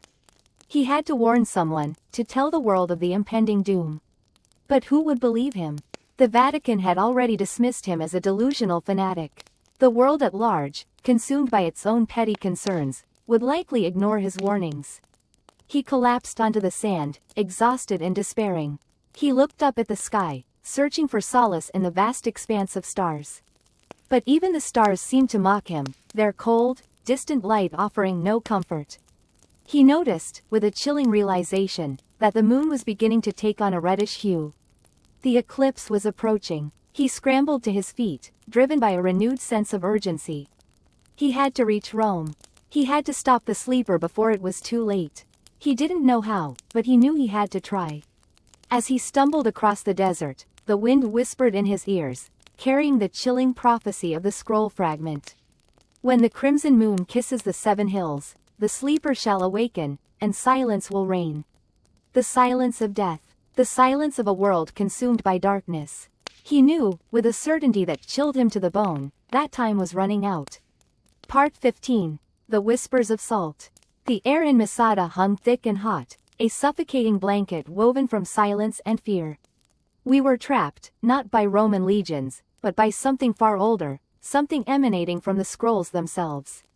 The translations, now etched into our minds like infernal brands, spoke of a ritual, a perverse symphony of elements meant to usher in the Age of Whispers, the end of time as we knew it. Father Michael, his face gaunt and gray, clutched the fragmented scroll closest to his chest, his knuckles white. The symbols, previously cryptic, now pulsed with a sickly luminescence, a visual echo of the growing dread in our hearts. The whispers had started the night before, subtle at first, like the rustling of dry leaves in a dead orchard. Now, they were constant, insidious, slithering into our thoughts, weaving tales of oblivion and despair. "They're getting stronger," Sarah whispered, her voice trembling. The normally vibrant archaeologist was a shadow of her former self, her eyes wide with a terror that mirrored our own. The scrolls, once objects of scholarly fascination, had become instruments of torture, their cryptic prophecies twisting into sharp blades within our minds. The ritual, as we understood it, demanded 3 sacrifices: a vessel of water, a pillar of earth, and a breath of fire. The Dead Sea, the Masada Plateau, and the eternal flame in the ancient synagogue. The pieces were falling into place with chilling precision. The whispers suggested that these elements, once combined in a specific sequence under the next blood moon, would tear a hole in the fabric of reality, allowing something to enter our world. "We need to destroy the scrolls," I said, my voice hoarse. It was the only solution I could conceive, a desperate attempt to silence the creeping madness. Father Michael shook his head, his eyes filled with a strange mix of fear and resignation. It's too late, he murmured. The ritual has begun. The scrolls are merely a conduit, a reflection of what is already in motion. He pointed to the Dead Sea. The normally placid water churned restlessly, its surface tinged with an unnatural crimson hue as if bleeding from some unseen wound. The whispers intensified, swirling around us like a vortex of madness. The vessel of water, it's accepting the offering, Father Michael whispered, his voice barely audible above the growing cacophony in our minds. We spent the remaining daylight hours in a state of terrified paralysis. The heat intensified, the air growing thick and heavy, charged with an almost palpable sense of dread. The whispers became personalized, targeting our deepest fears, our darkest secrets. They whispered of my failures, of Sarah's lost love, of Father Michael's wavering faith. As night fell, the blood moon rose, painting the sky in a horrifying crimson glow. The whispers reached a fever pitch, a deafening chorus of despair that threatened to shatter our sanity. The earth beneath our feet began to tremble, the ancient stones of Masada groaning under an unseen pressure. The pillar of earth, it's responding, Sarah choked out, her eyes fixed on the ground, as if expecting it to crack open and swallow us whole. The eternal flame in the ancient synagogue, normally a steady beacon of hope, flickered and danced wildly, growing into a raging inferno that cast grotesque shadows across the crumbling walls. The breath of fire, the final element, Father Michael whispered, his face ashen. The whispers intensified, coalescing into a singular, horrifying voice that resonated deep within our bones. It spoke in a language older than time, a language of chaos and destruction, promising an eternity of darkness. Suddenly, the ground beneath us buckled. A deep fissure snaked its way across the plateau, splitting the ancient fortress in two. From the depths of the chasm, a putrid, sulfurous odor arose, carrying with it a wave of intense heat. The whispers reached their crescendo, a deafening roar that threatened to tear our minds apart. We clung to each other, our bodies trembling uncontrollably as the earth continued to heave and groan. The chasm widened, revealing a swirling vortex of darkness, pulsating with an unnatural energy.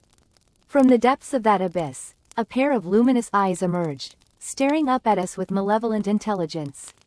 The whispers ceased. A chilling silence descended upon Masada, broken only by the sound of our ragged breaths. We stared into the abyss, paralyzed by terror, as the entity within slowly began to rise. Its form was indistinct, a shifting mass of shadows and light, but the malevolence radiating from it was undeniable. This was it, the end of time, as foretold by the Dead Sea Scrolls. The Age of Whispers had begun, and we, the unwitting keepers of its prophecy, were about to become its first victims. Part 16. The Whispering Dust. The silence in the cavern was a physical entity, pressing in on us, thick and suffocating. The faint, ethereal glow emanating from the newly revealed chamber pulsed with an unsettling rhythm, like a dying heart.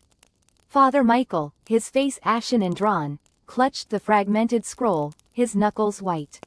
He hadn't spoken a word since the rumbling ceased, his eyes fixated on the cryptic symbols now bathed in the otherworldly luminescence. What does it mean? I whispered, my voice barely audible above the blood pounding in my ears. He didn't answer. He just continued to stare, his lips moving silently, as if trying to decipher the ancient text through sheer willpower.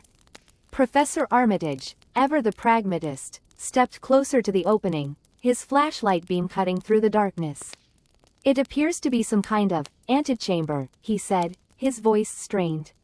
The architecture is unlike anything I've ever encountered. Almost organic. His words sent a shiver down my spine. Organic. The thought of living rock, of the earth itself contorting and shaping into this hidden space, felt inherently wrong, a violation of the natural order. We moved cautiously towards the opening, our flashlights casting dancing shadows on the cavern walls. The air grew noticeably colder, carrying with it a faint, metallic scent, like blood mixed with ozone. As we drew closer, we could hear a low, whispering sound emanating from within the antechamber. It was a multitude of voices, too faint to distinguish individual words, yet powerful enough to raise the hairs on the back of my neck. They seemed to slither and writhe around us, whispering secrets in a language older than time itself. "What is that?" Sarah whispered, her hand gripping my arm tightly. I shook my head, unable to answer. Fear, cold and sharp, pierced through me. This wasn't just an archaeological discovery, it was something else. Something ancient and malevolent, something that had been waiting, patiently, for millennia. We entered the antechamber. The whispering intensified, swirling around us like a vortex of unseen voices. The chamber itself was circular, the walls smooth and polished, as if carved from a single piece of obsidian. The ethereal glow emanated from the center, where a shallow basin, filled with a fine, shimmering dust, rested on a pedestal of what appeared to be polished bone. The dust pulsed with the same rhythmic glow, and as we watched, it began to swirl, forming intricate patterns that shifted and changed with bewildering speed. The whispering intensified, becoming almost unbearable, a cacophony of voices clawing at the edges of our sanity. Father Michael stumbled forward, his eyes fixated on the basin. He reached out a trembling hand, his fingers brushing against the shimmering dust. The voice, he muttered, his voice barely a whisper. "It speaks, it calls." He plunged his hand into the basin, scooping up a handful of the shimmering dust. He brought it to his face, inhaling deeply. A strangled cry escaped his lips. He recoiled, his body convulsing, his eyes rolling back in his head. The whispering voices seemed to coalesce around him, growing louder, more insistent. He fell to his knees, his body racked with tremors. "Father," Sarah cried, rushing to his side. But it was too late. His body went rigid, then went limp. He collapsed onto the floor, the shimmering dust scattering around him like spilled starlight. The whispering subsided, replaced by a chilling silence. We stood there, frozen in horror, staring at Father Michael's lifeless body. The shimmering dust, now inert, lay scattered around him, a testament to the power of the ancient evil we had unleashed. Professor Armitage, his face pale and drawn, knelt beside Father Michael, checking for a pulse. "He's gone," he said, his voice hollow. Sarah began to sob, her cries echoing in the oppressive silence. I looked at the basin, at the remaining shimmering dust. A terrible realization washed over me. The dust, it wasn't just dust. It was the remnants of something else. Something ancient and powerful, something that had been trapped within this chamber for millennia, waiting to be released. And Father Michael, in his desperate search for answers, had become its vessel. The whispering had stopped, but I could still feel it, a faint tremor in the air, a lingering presence that watched us from the shadows. We were not alone, and the end, I feared, was only just beginning. We had to leave. The cavern, the scrolls, the whispering dust, it was all too much. But the exit was blocked by tons of collapsed rock. We were trapped, with something else. The ethereal glow in the basin began to pulse again, slowly at first, then faster and faster, until it throbbed with a sickening, rhythmic beat. The temperature in the chamber plummeted, our breaths misting in the frigid air. The metallic scent intensified, now overpowering, clinging to the back of my throat like a shroud. From the corners of the antechamber, the shadows seemed to deepen, coalescing into something that moved. Something that watched. The silence after the chanting ceased was heavier than the Dead Sea itself. The air crackled with an unseen energy, a palpable tension that made the hairs on the back of my neck prickle. Elias, his face a mask of exhausted fervor, lowered his hands, his eyes still fixed on the unfurled scroll. The symbols shimmered, almost imperceptibly, like heat rising off asphalt on a scorching day. "It has begun," he whispered, his voice hoarse. He turned to me, his eyes burning with an unnerving light. "The cleansing fire. The scroll speaks of a purification, a purging of the unworthy." I swallowed, my mouth suddenly dry. "Purging?" He nodded, a grim satisfaction twisting his lips. "The unworthy will be consumed. Their souls, their very essence, will be fuel for the new dawn." My gaze flicked to the others. They stood in various states of trance-like devotion, their faces pale, their eyes glazed over. A shiver ran down my spine. This wasn't the academic pursuit I had signed up for. This was something else. Something dangerous. "Elias," I began, my voice trembling slightly, "we need to stop." This is going too far. We don't know what we're doing. He laughed, a chilling, hollow sound that echoed off the cavern walls. Too far? We're only just beginning. The scrolls have revealed the path. We are merely following it. But what about the prophecy? The end of time? I persisted, desperate to reason with him. The end of their time, he corrected, his voice dripping with contempt. The time of the impure, the ignorant, the unworthy. Their end is our beginning. He gestured towards the scroll again, pointing to a specific passage. The symbols there pulsed with a sickly green light. This is the next step, he said, his voice barely a whisper. The offering. My blood ran cold. I knew, instinctively, that whatever this offering entailed, it wouldn't be good. The air grew colder, and a faint, putrid smell, like decaying flesh, began to permeate the cavern. Over the next few hours, the true horror of Elias's interpretation of the scrolls unfolded. Driven by a fanatic zeal, he directed the others, their minds seemingly enthralled by the chanting and the cryptic symbols, to gather materials for ritual pyre. Dried branches, scraps of cloth, anything flammable was piled high in the center of the cavern. But it wasn't the pyre itself that chilled me to the bone. It was the whispers, the hushed, feverish whispers that circulated among the group, speaking of sacrifice, of purification, of pleasing the entities described in the scrolls. Entities that craved something more than just inanimate offerings. I tried to reason with them, to appeal to their sense of humanity, but it was like talking to a brick wall. Their eyes were vacant, their minds consumed by the twisted ideology Elias had instilled in them. I was alone, utterly and terrifyingly alone. As the sun began to set, casting long, eerie shadows across the cavern floor, Elias approached me, his face illuminated by the flickering light of torches they had placed around the pyre. He held a wickedly curved knife in his hand. The blade glinted in the firelight, reflecting the flames like a miniature inferno. The offering is prepared, he said, his voice a low growl. The scrolls demand a pure soul, untainted by the corruption of the world. He reached out and grabbed my arm, his grip like iron. I struggled, but it was useless. He was much stronger than me, fueled by his deranged conviction. No, I cried, panic clawing at my throat. Elias, you're wrong. This isn't what the scrolls meant. He ignored my pleas, dragging me towards the pyre. The heat radiated outwards, scorching my skin. The smell of decay intensified, making me gag. The scrolls speak clearly, he hissed, pushing me towards the flames. Your sacrifice will usher in the new era. The era of purity. The era of us. I looked at the faces surrounding the pyre, illuminated by the flickering firelight. Their eyes, once filled with curiosity and academic passion, were now blank, devoid of any semblance of humanity. They were no longer the colleagues I had traveled with, the friends I had shared meals and laughter with. They were something else entirely. Something monstrous. The heat intensified. The flames licked at my clothes. I closed my eyes, bracing for the inevitable. But just as I felt the searing touch of fire on my skin, a voice, deep and resonant, echoed through the cavern. Stop. The voice was unlike anything I had ever heard before. It seemed to emanate from the very walls of the cavern, vibrating with ancient power. Elias froze, his hand still gripping my arm.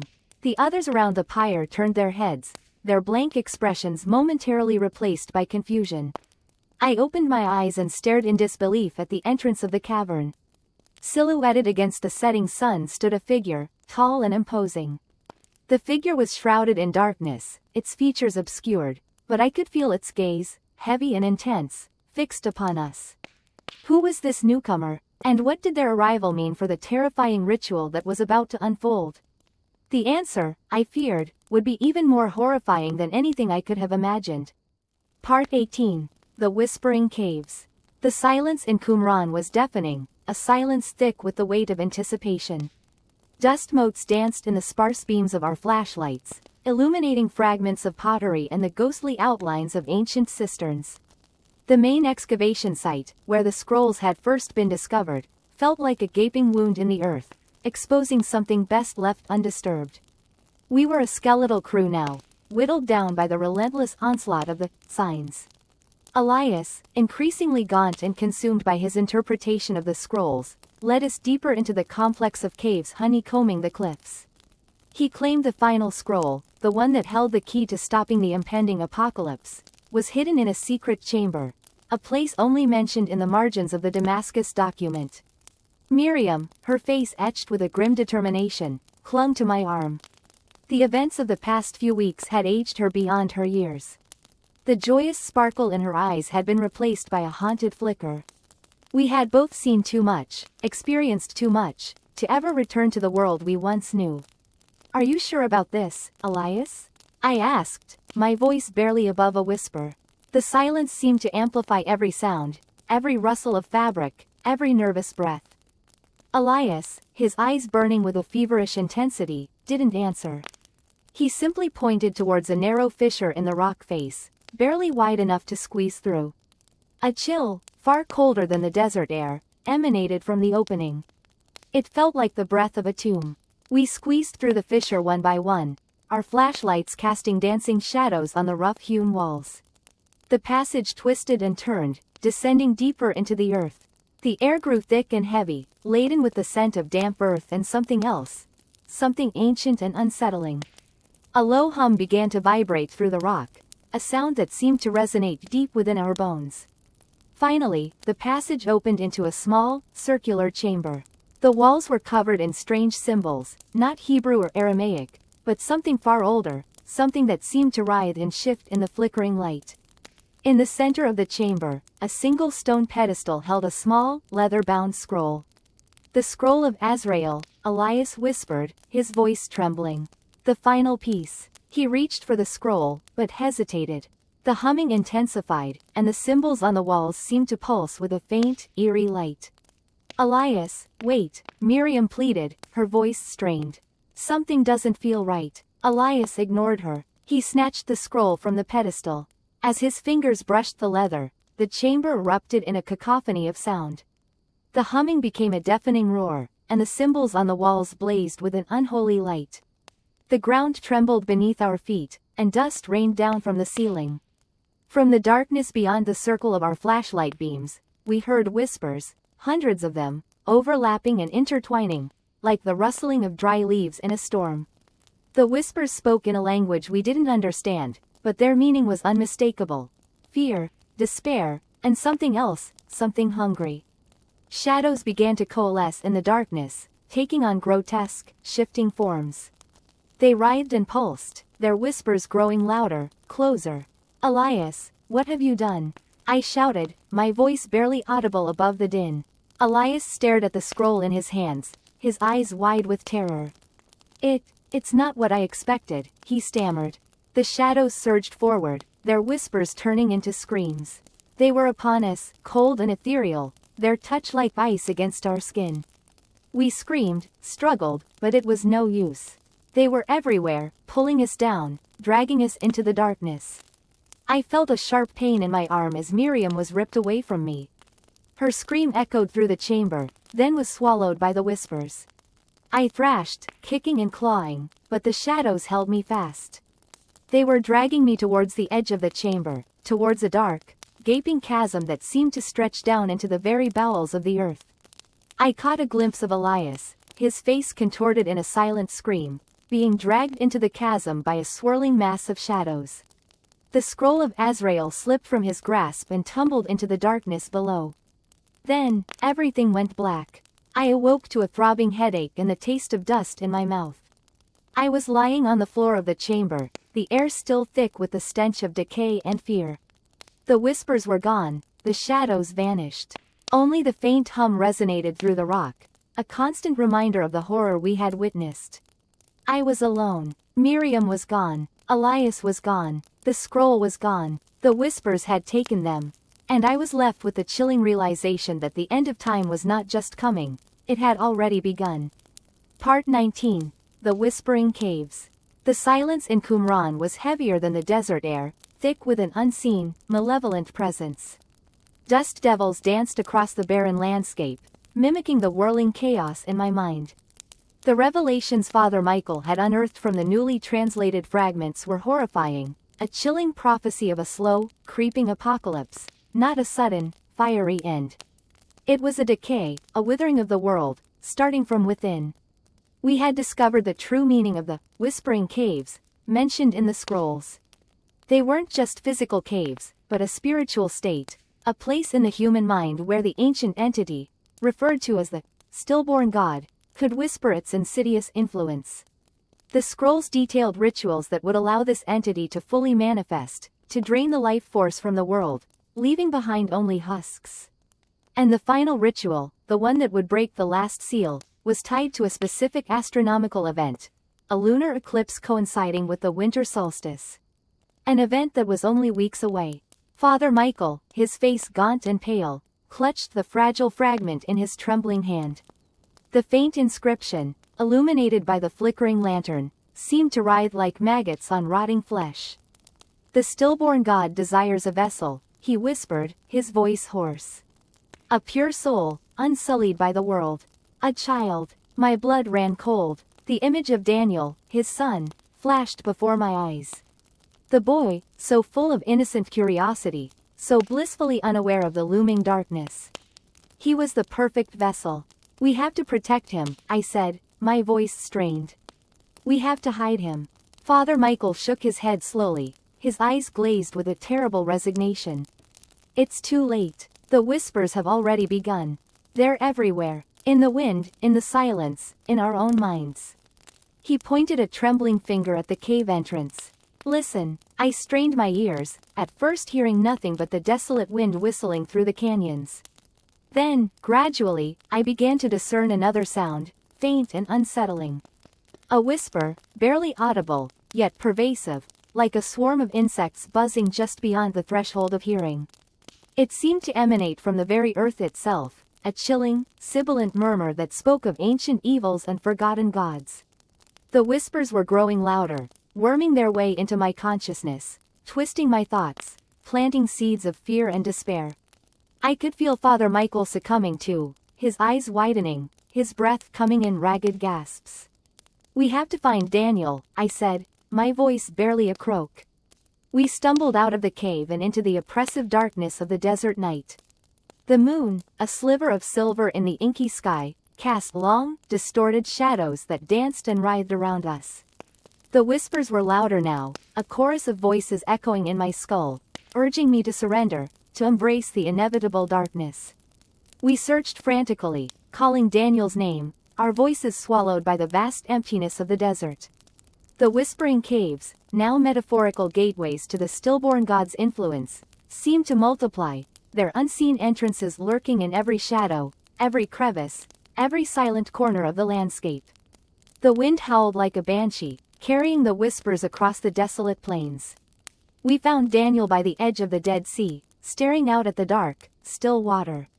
He wasn't crying. He wasn't even afraid. He stood motionless, bathed in the pale moonlight, a serene expression on his small face. Daniel, Father Michael cried, rushing towards him. But as he approached, Daniel turned, and in the moonlight, I saw his eyes. They were no longer the bright, inquisitive eyes of a child. They were dark, empty voids, reflecting the cold, distant light of the moon. And from his lips, in a voice that was not his own, came the chilling whisper. He is coming. The ground beneath our feet trembled. The whispers intensified, coalescing into a deafening roar. The sliver of moon was swallowed by darkness as a premature eclipse began, casting a pall over the desolate landscape. The air grew thick and heavy, charged with an unnatural energy. I knew then that it was too late. The final seal was breaking. The stillborn god was awakening. And Daniel, the pure, innocent vessel, was ready to receive him. The wind whipped around us, carrying the chilling prophecy of the scrolls. And the world shall wither, not in fire, but in silence, consumed by the whispers from the caves, and the breath of the stillborn god. Part 20. The Whispering Sand. The air in Qumran hung heavy, thick with a dreadful anticipation. The once comforting silence of the desert now pulsed with an unsettling energy, like a held breath before a scream. The discovery of the final scroll fragment, the one detailing the Harbinger's Kiss, had cast a pall over our already fractured group. Professor Armitage, his face etched with a mixture of fear and grim fascination, had translated the Aramaic text with trembling hands. The Harbinger's kiss, it turned out, wasn't a metaphorical event, but a literal one. A celestial body, described as a blood-red wanderer, would graze Earth, its passage marking the beginning of the final 7 days. The implications were terrifying. We had already witnessed several of the scroll's prophecies come to pass: the whispering madness, the obsidian rain, the shifting sands that swallowed entire villages. Each event had eroded our sanity, our hope, our very humanity. Now, this, a tangible, astronomical confirmation of our impending doom. We huddled around a crackling fire, the flames casting flickering shadows that danced with the shapes of our dread. Father Michael clutched his rosary, muttering prayers in Latin. Sarah, the archaeologist, stared blankly at the star-dusted sky, her eyes reflecting the cold indifference of the cosmos. Daniel, our young intern, was shaking uncontrollably, his whimpers swallowed by the vastness of the desert. Only Professor Armitage seemed to retain some semblance of composure, poring over the scroll fragment, his brow furrowed in concentration. "There's something else," he murmured, his voice barely above a whisper. A safeguard. A way to potentially delay the inevitable. We all looked at him, a flicker of desperate hope igniting in our eyes. "The scroll speaks of a ritual," he continued, his voice strained. "A sacrifice of purity." The words hung in the air, heavy and ominous. A sacrifice. The scrolls had alluded to this before, cryptic references to appeasement, to balancing the scales. The thought sent a chill down my spine. "What kind of sacrifice?" Sarah asked, her voice trembling. Armitage hesitated, his eyes darting nervously between us. It doesn't specify. Only that it must be something untainted. Something of innocence." A heavy silence descended upon us. The crackling fire seemed to mock our despair, the flames licking at the dry wood like hungry spirits. The wind picked up, whispering through the ruins of Qumran, carrying with it the faint, unsettling echo of chanting. We spent the rest of the night in tormented silence, each of us wrestling with the horrifying implications of the scroll's prophecy. The idea of a sacrifice, especially one of innocence, was abhorrent, yet the alternative, the Harbinger's kiss and the ensuing apocalypse, was even more terrifying. As dawn broke, painting the sky in hues of blood orange and bruised purple, a sense of unease settled over us. The whispering wind had intensified, now carrying with it a distinct, almost melodic quality. It seemed to be emanating from the desert itself, a chorus of unseen voices murmuring just beyond the threshold of hearing. We ventured out, drawn by the strange sound. The whispering grew louder as we approached a vast expanse of sand dunes that had shifted dramatically overnight. The dunes formed a spiral, leading towards a central point that seemed to pulsate with an otherworldly energy. As we neared the center of the spiral, the whispering intensified, morphing into distinct words, phrases in a language none of us recognized. The air shimmered and distorted, and the sand beneath our feet began to vibrate. Then, we saw it. In the heart of the spiral, a shimmering portal had opened, a swirling vortex of iridescent light and shadow. The chanting emanated from within, a hypnotic, alluring call that seemed to beckon us closer. We stood frozen, caught between a morbid curiosity and an instinctive terror. The portal pulsed, the colors shifting and swirling, as if something was trying to break through. Suddenly, Daniel, his eyes wide with a terrifying mixture of fear and fascination, stepped forward. He moved as if in a trance, drawn towards the swirling vortex by an unseen force. "Daniel, no," Sarah cried, reaching out to grab him. But it was too late. Daniel stumbled into the portal, his scream swallowed by the whispering sand. The portal flickered once, twice, then vanished, leaving only the swirling sand and the echoing whispers in its wake. We stared in horrified silence at the spot where Daniel had disappeared. The Harbinger's kiss, the sacrifice, the whispering sand. It was all connected, all part of some grand, terrifying design that we were only beginning to comprehend. And now, one of us was gone, swallowed by the very forces we were trying to understand. The chilling realization dawned on us: the sacrifice had already begun. The whispering sand seemed to mock us, its sibilant voice now laced with a chilling, triumphant tone. We were trapped, caught in a nightmare from which there seemed to be no escape. The end of time was drawing near, and we were powerless to stop it. The air in the cavern felt thick, a suffocating blanket of dust and antiquity. The last flickering candle cast long, dancing shadows that mimicked the hieroglyphs on the walls, transforming them into writhing, grotesque figures.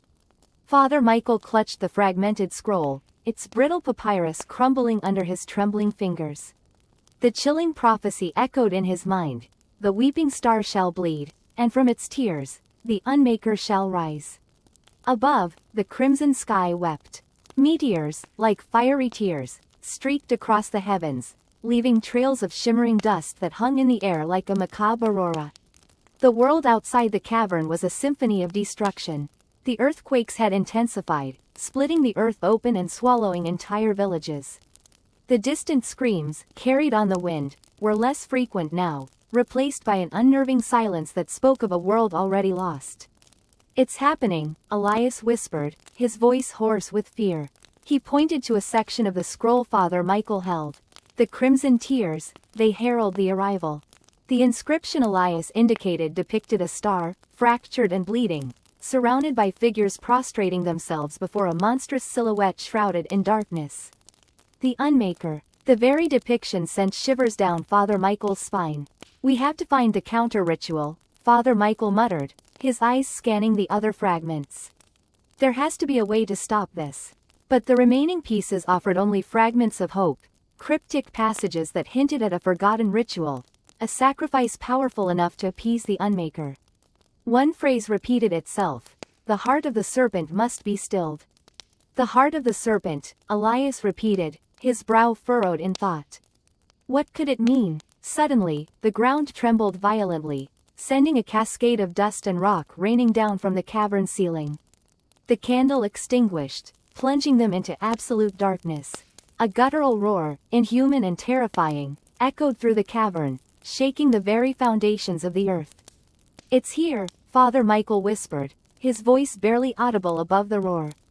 He fumbled for his lighter, the small flame offering little comfort in the oppressive darkness. The roar intensified, closer now, accompanied by the sickening sound of something large dragging itself across the stone floor. Fear, raw and primal, gripped Father Michael's heart. He felt a cold, unnatural wind against his face, smelling of sulfur and decay. As his eyes adjusted to the dim light, he saw it. Emerging from the deeper recesses of the cavern, a monstrous figure, shrouded in shadows, took shape. Its form was vaguely humanoid, but impossibly large, its limbs twisted and gnarled. Its head was obscured by a swirling mass of darkness, from which two malevolent red eyes glowed like embers. The air around it crackled with an unholy energy. "The Unmaker!" Elias screamed, a high-pitched, desperate sound that was quickly swallowed by the creature's terrifying presence. He scrambled backwards, pressing himself against the cavern wall, his eyes wide with terror. Father Michael stood his ground, clutching the scroll fragments. He knew that running was futile. This was the end, the culmination of the prophecy. But he would not face it cowering. He would face it with the word of God on his lips. He began to recite the Lord's Prayer, his voice trembling but firm. The Unmaker paused, its glowing eyes fixed on him, a low growl rumbling in its chest. The creature seemed momentarily confused, its advance halted by the sound of the prayer. As Father Michael continued, a memory flashed in his mind. A lecture from his seminary days, a discussion about ancient serpent cults that once thrived in the region. They believed the earth itself was a giant serpent, its heart located deep beneath the surface, its pulse the lifeblood of the world. And the location of their most sacred temple. He understood. The heart of the serpent wasn't a metaphorical concept. It was a real place. "The temple," he whispered, his voice hoarse. "We have to reach the temple." The Unmaker roared again, shaking the cavern. Its patience seemed to have worn thin. It took a step towards him, its massive form casting a long, oppressive shadow. Father Michael grabbed Elias by the arm, pulling him to his feet. "We have to go," he yelled, his voice barely audible above the creature's growls. "There's still a chance." He turned and ran, pulling Elias along, the fragments of the scroll clutched tightly in his hand. He knew the temple was somewhere near, a hidden chamber mentioned in another part of the scrolls. They had to find it, before the Unmaker caught them, before the world was consumed by the darkness it brought with it.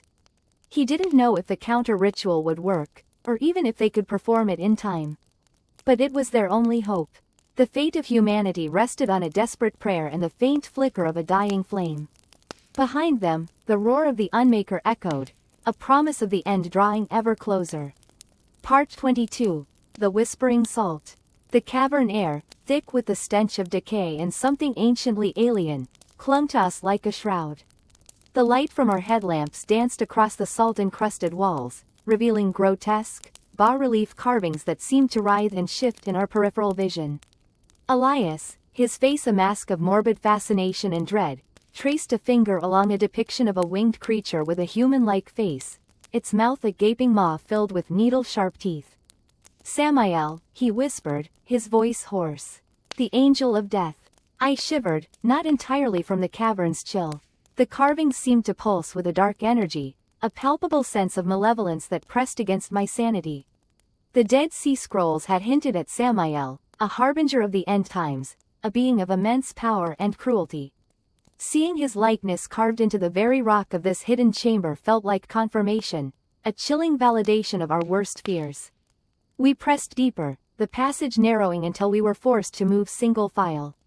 The air grew heavier, the silence broken only by the drip, drip, drip of water, each drop echoing like a death knell.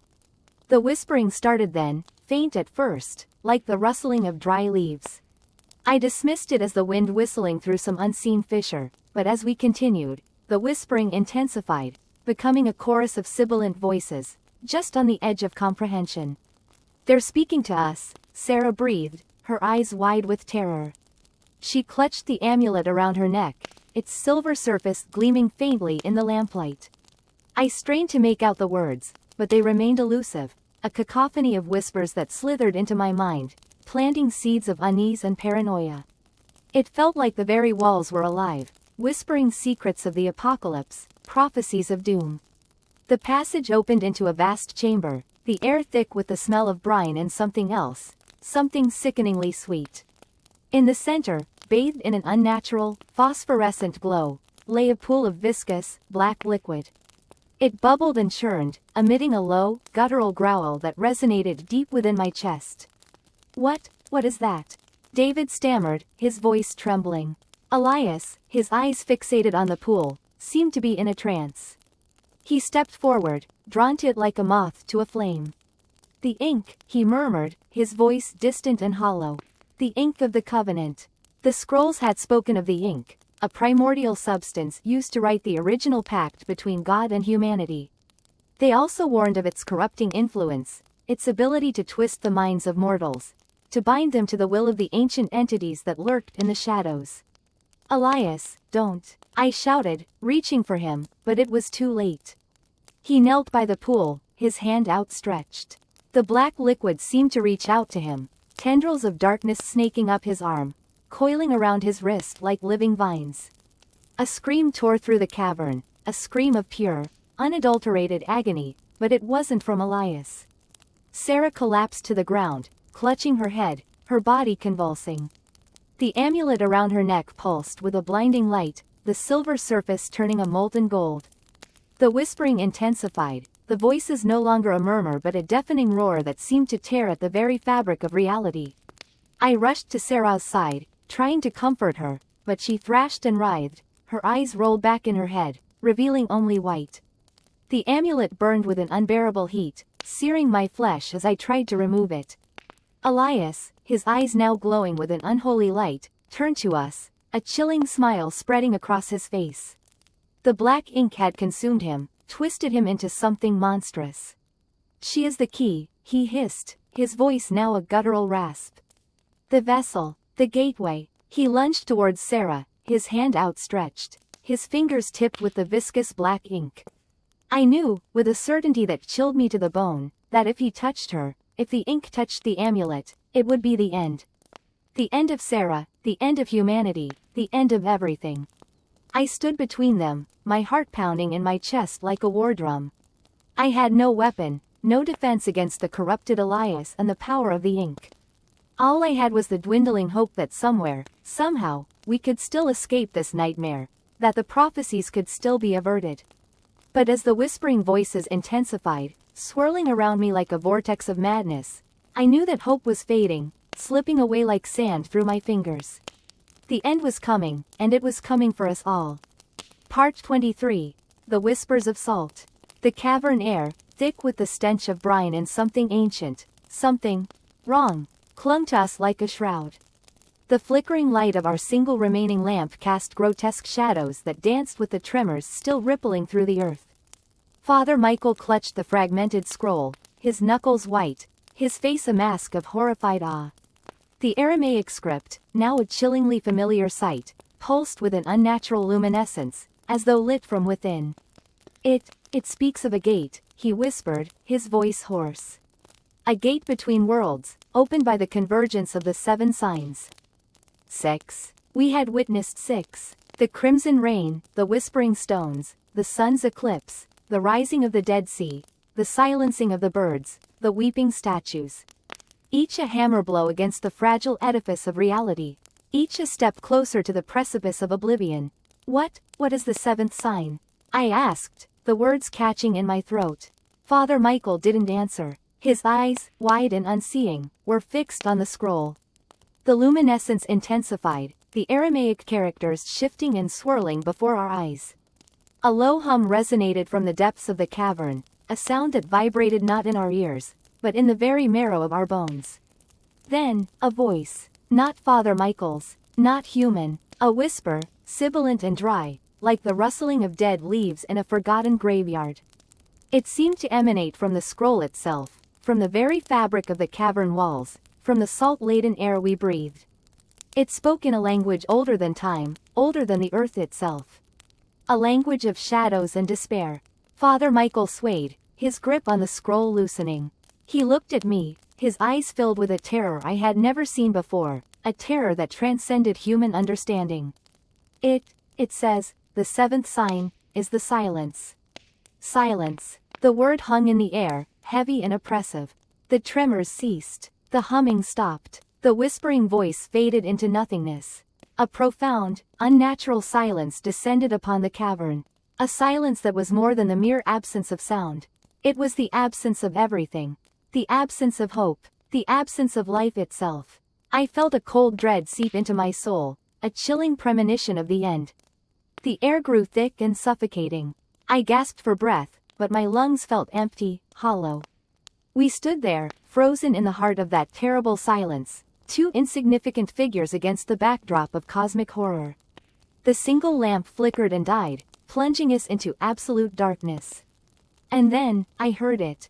A faint, almost imperceptible sound. A whisper, not the dry, rustling whisper of the scroll, but something wet. Something organic. It came from the darkness behind us, from the depths of the cavern we had just explored. Slowly, agonizingly slowly, I turned my head. My eyes, now accustomed to the darkness, began to discern shapes in the gloom. Shapes that moved, shapes that crawled, shapes that writhed. The whispers grew louder, coalescing into a sickening chorus of wet, slithering sounds. The smell of brine intensified, now mingled with the coppery tang of blood. My heart hammered in my chest. I reached out, groping blindly in the darkness for Father Michael. My hand closed around his arm, cold and clammy. "Father?" I whispered, my voice barely audible above the growing chorus of whispers. He didn't answer. I tightened my grip on his arm, pulling him closer. His body felt strangely yielding. "Father," I cried, a note of panic creeping into my voice. I fumbled for my lighter, my fingers trembling uncontrollably. With a flick, a tiny flame ignited, casting a flickering circle of light in the oppressive darkness. And then, I saw. Father Michael's face, inches from mine, was a grotesque mask of terror. His eyes, wide and staring, were fixed on something behind me. His mouth was open in a silent scream. And his skin was moving. Tiny, translucent creatures, writhing and pulsating, were crawling beneath the surface, their movements creating a sickening ripple effect. They were the source of the whispers, the source of the wet, slithering sounds. They were consuming him, From behind me, the chorus of whispers intensified, growing louder, closer. I felt a cold, slimy touch on my neck, and a wave of nausea swept over me. I knew then, with a certainty that chilled me to the bone, that the seventh sign had arrived. The silence was not the absence of sound. It was the absence of humanity. The whispers were not the whispers of the dead. They were the whispers of the salt. And they were hungry. The air crackled, not with electricity, but with a tangible dread. The once familiar desert wind now whispered unintelligible pronouncements, each gust a chilling caress against our exposed skin. We huddled closer to the dying fire, its pathetic flicker a mirror of our dwindling hope. The cavern walls seemed to breathe, the ancient pictographs shifting and swirling before our tired eyes. Elias, cradling the fragmented scroll, looked more spectral than human, his face gaunt and illuminated by the eerie glow. "It speaks of a final convergence," he rasped, his voice barely above a whisper. "A merging of realms, a shattering of the veil." He pointed a trembling finger at a particular symbol on the scroll fragment, a spiraling vortex that seemed to pulsate with a malevolent energy. This is the point of no return. The locus. The tremor that followed wasn't just beneath our feet, it was in us, a sickening vibration that resonated within our very bones. The ground split open a few feet from us, a jagged fissure spewing forth a noxious, sulfurous gas that choked the air. We scrambled back, coughing and gasping, the acrid smell burning our nostrils. From the depths of the chasm, a low, guttural moan echoed upwards, a sound that defied earthly origin. It was the sound of something vast, something ancient, something hungry. "The gate," Sarah whimpered, her eyes wide with terror. "It's opening." We had known, intellectually, that the scrolls hinted at a gateway, a portal to something else. But the reality of it, the physical manifestation of that ancient prophecy, was far more terrifying than we could have ever imagined. The moaning intensified, growing into a cacophonous roar that seemed to tear at the very fabric of reality. The fissure widened, revealing a swirling vortex of darkness, a bottomless abyss that pulsed with a malevolent energy. The air grew heavy, the pressure crushing, as if the very atmosphere was being sucked into the gaping maw. One by one, objects began to levitate, pulled towards the swirling vortex. Loose rocks, our discarded packs, even Sarah's canteen rose into the air, trembling violently before being swallowed by the darkness. The heat radiating from the chasm was intense, and the air shimmered with an otherworldly luminescence. Elias, clutching the scroll fragment, stumbled towards the edge, his eyes fixated on the vortex. "It calls to me," he murmured, his voice distant and hollow. "I can feel it, the knowledge, the power." We reached for him, but it was too late. With a final, chilling cry, Elias was lifted into the air, his body contorted and stretched as if by unseen hands. He spun wildly, a grotesque marionette in the grip of some unseen puppeteer, before being sucked screaming into the vortex. The chasm pulsed once more, then with a sickening grinding sound, began to close, the swirling darkness receding as quickly as it had appeared. The ground stilled, the air cleared, and the only evidence of the horrific event was the lingering smell of sulfur and the echoing silence of the desert night. We stood there, paralyzed by fear and grief, the enormity of what we had witnessed crushing us. The scrolls, the prophecy, the gate, it was all real. And Elias, he was gone. Consumed by whatever lay beyond the veil. Sarah sank to her knees, sobbing uncontrollably. David, his face ashen, stared blankly at the spot where Elias had vanished. I, too, felt a profound sense of despair. We had come so far, endured so much, only to witness the horrifying culmination of the ancient prophecy. And now, we were alone. Trapped in this desolate wasteland, with the chilling knowledge that the end of time was not just a prophecy, but a rapidly approaching reality. The remaining fragment of the scroll, now lying abandoned on the ground, seemed to mock us with its cryptic symbols. I picked it up, my hands trembling. The vortex symbol was still there, pulsating faintly, a chilling reminder of the gate that had opened and closed, and the horrors that lay beyond. There were other symbols too, ones we hadn't yet deciphered. Symbols that perhaps held the key to what was to come. With a renewed sense of dread, I realized that our ordeal was far from over. The opening of the gate was not the end, but the beginning. The scrolls hadn't predicted the end of time, they had heralded its arrival. And we, the last witnesses to the opening of the gate, were now the first to face the consequences. The whispers in the wind seemed to grow louder, more insistent, as if the desert itself was holding its breath, waiting for the inevitable. And in the silence, I heard a new sound, faint but growing, a sound that chilled me to the bone. A rhythmic, almost metallic clicking, coming from the depths of the earth, a sound that spoke of something vast and relentless, something approaching. The last words on the fragment, barely legible now, seemed to burn themselves into my mind. Asterisk. The awakening has begun. Asterisk. The cavern pulsed, a sickening heartbeat of the earth. I clutched the final scroll fragment, its Aramaic script burning like acid into my palm. The air was thick, less like air and more like the breath of something ancient and malevolent. Elias, his face a mask of terrified awe, pointed a trembling finger at the now yawning chasm before us. Within its depths, swirling crimson energy pulsed, reflecting in his wide, unblinking eyes. The gate, he whispered, the sound echoing unnaturally in the vast chamber. The scrolls, they spoke of this. The doorway between worlds. I looked from the pulsing chasm to the scroll fragment in my hand. The script shimmered, morphing before my eyes. I understood now. The scrolls hadn't just predicted the end of time, they were a key, a map, an instruction manual for its arrival. We hadn't just found the prophecy, we had activated it. The earth groaned beneath us. From the chasm, a low, resonant hum emanated, vibrating through my very bones. It was a sound of immense power, of something fundamentally wrong, like a discordant note played on the strings of reality. Elias took a hesitant step back, his eyes fixed on the swirling vortex. "We have to close it," he said, his voice barely audible above the hum. "We have to find a way. But how?" The scrolls offered no solution, only the terrifying prophecy of this moment. The final fragment felt scorchingly hot against my skin, as if the very words were rejecting their role in this unfolding apocalypse. I closed my eyes, trying to recall every detail, every cryptic phrase, every whispered warning from the ancient texts. A sudden surge of energy threw us to the ground. The hum intensified, the crimson light blinding. I looked up to see figures emerging from the chasm. They weren't human, twisted, elongated limbs, skin like polished obsidian, eyes burning with cold, malevolent intelligence. They moved with an unsettling grace, their very presence radiating a chilling aura of decay. The first creature to fully emerge let out a shriek that tore through the air, a sound that seemed to claw at the edges of sanity.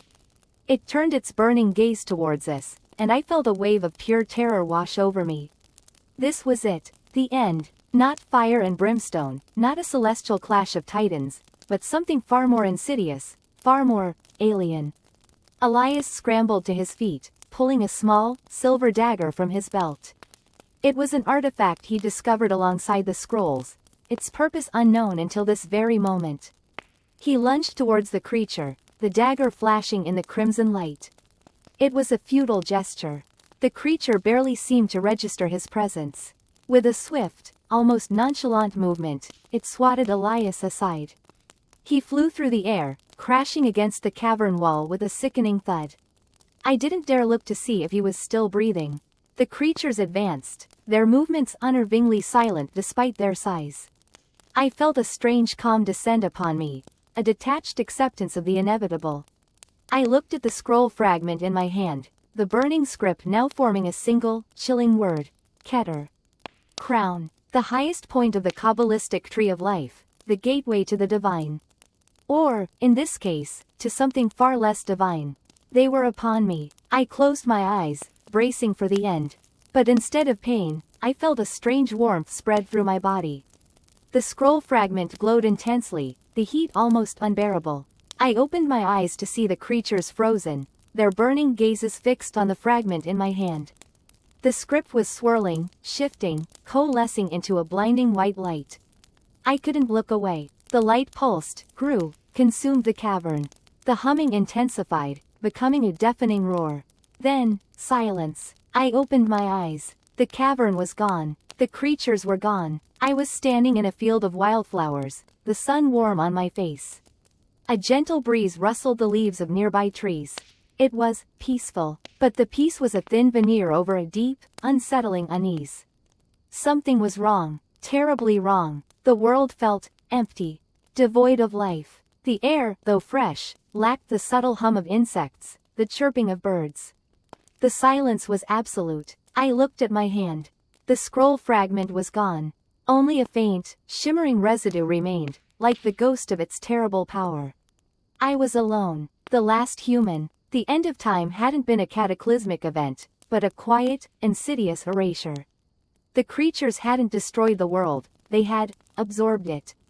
Consumed it, leaving behind a hollow shell, a perfect imitation devoid of life. And I, the unwitting keyholder, was left to wander this empty paradise, a chilling monument to humanity's hubris. The scrolls hadn't predicted the end of time. They had engineered it, and I, in my desperate search for knowledge, had turned the key.